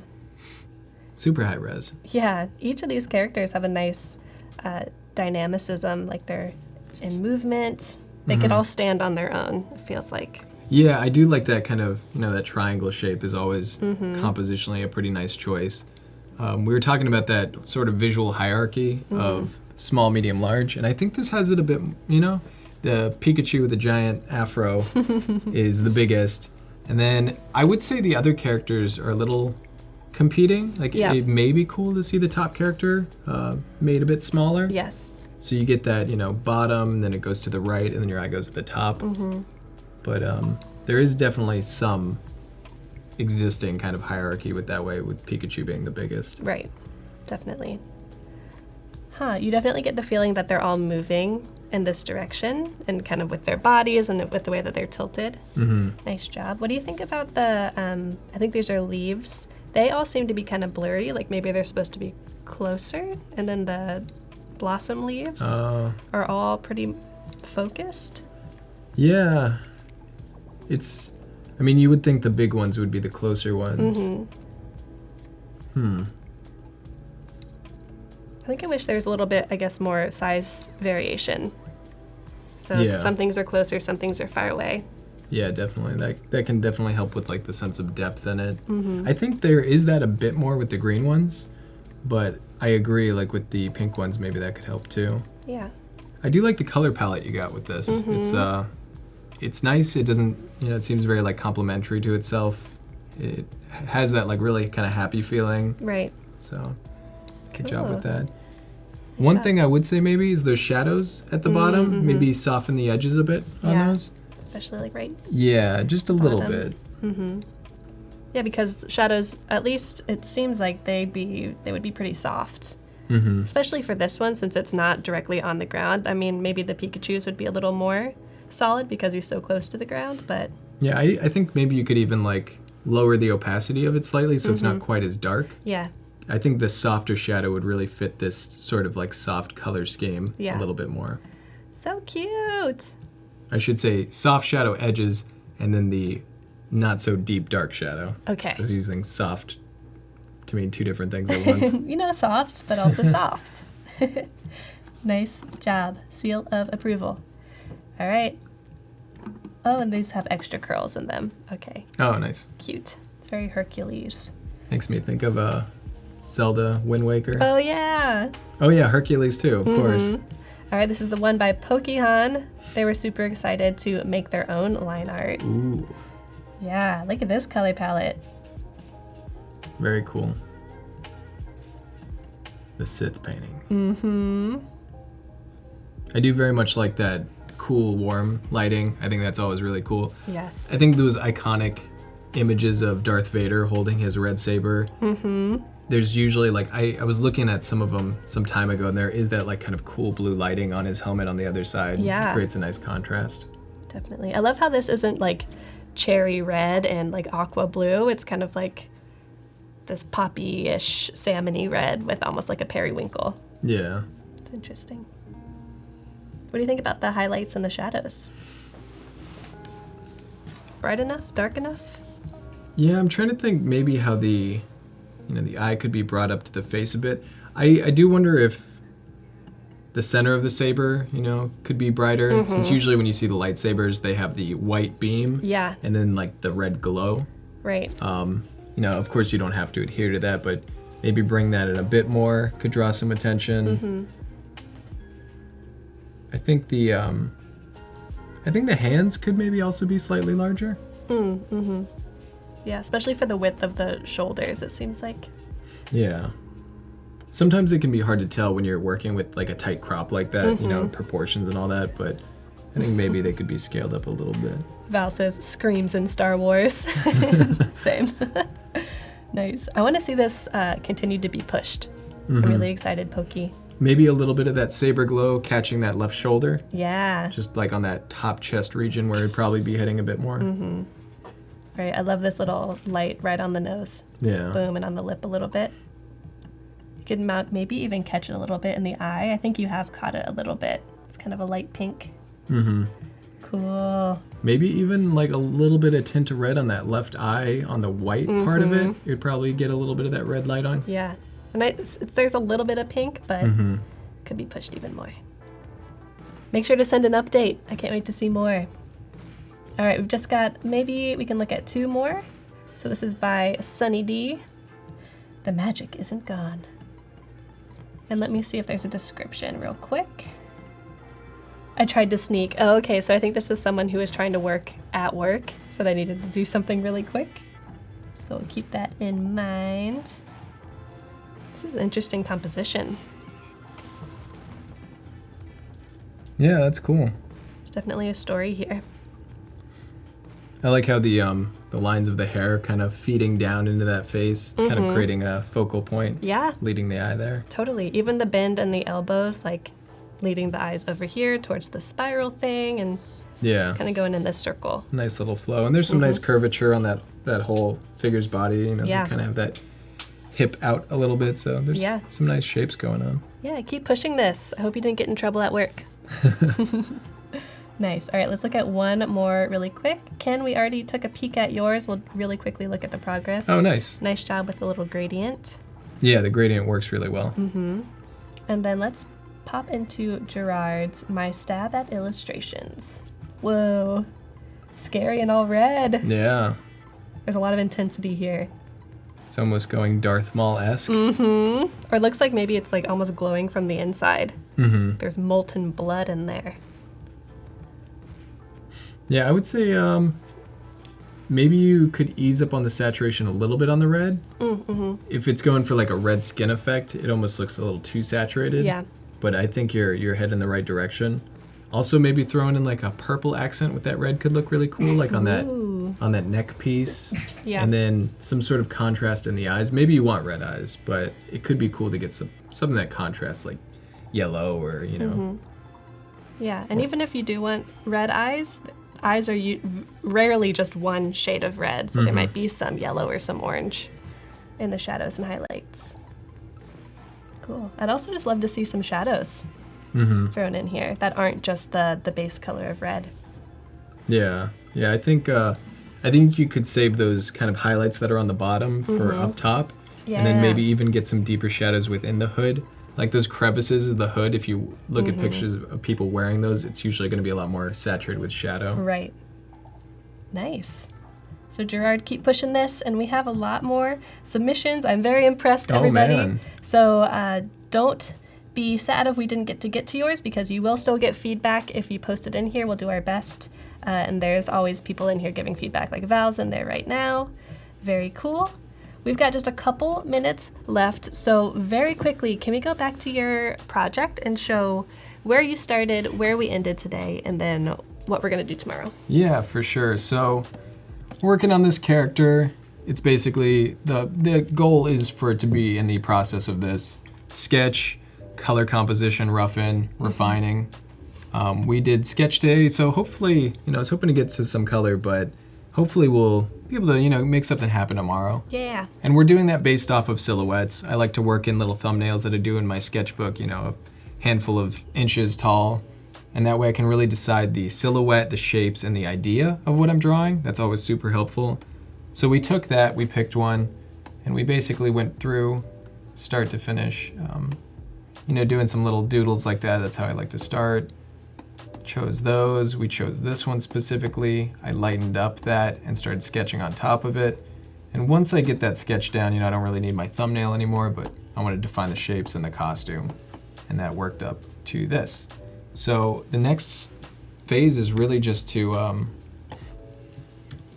create a new layer underneath. I'll keep my sketch layer on top, and tomorrow we'll just come in and pick a color scheme. Now, I have to decide what skin tone do I want him to have. Is he going to be kind of red or green or blue? Cool. The background, and we'll start sketching it all in. Awesome. So we're going to have Melody coming up in just a couple minutes for the XD Daily Creative Challenge. We're going to jump into this tomorrow with Sam at 9:30 Pacific time to 11:30 with another Daily Creative Challenge for Photoshop as well. So stick around, and then we're going to finish out the day with more XD Adobe Live after Melody. So thanks, everyone. We'll be back in just a couple minutes. See you tomorrow. Thanks for stopping by, everybody.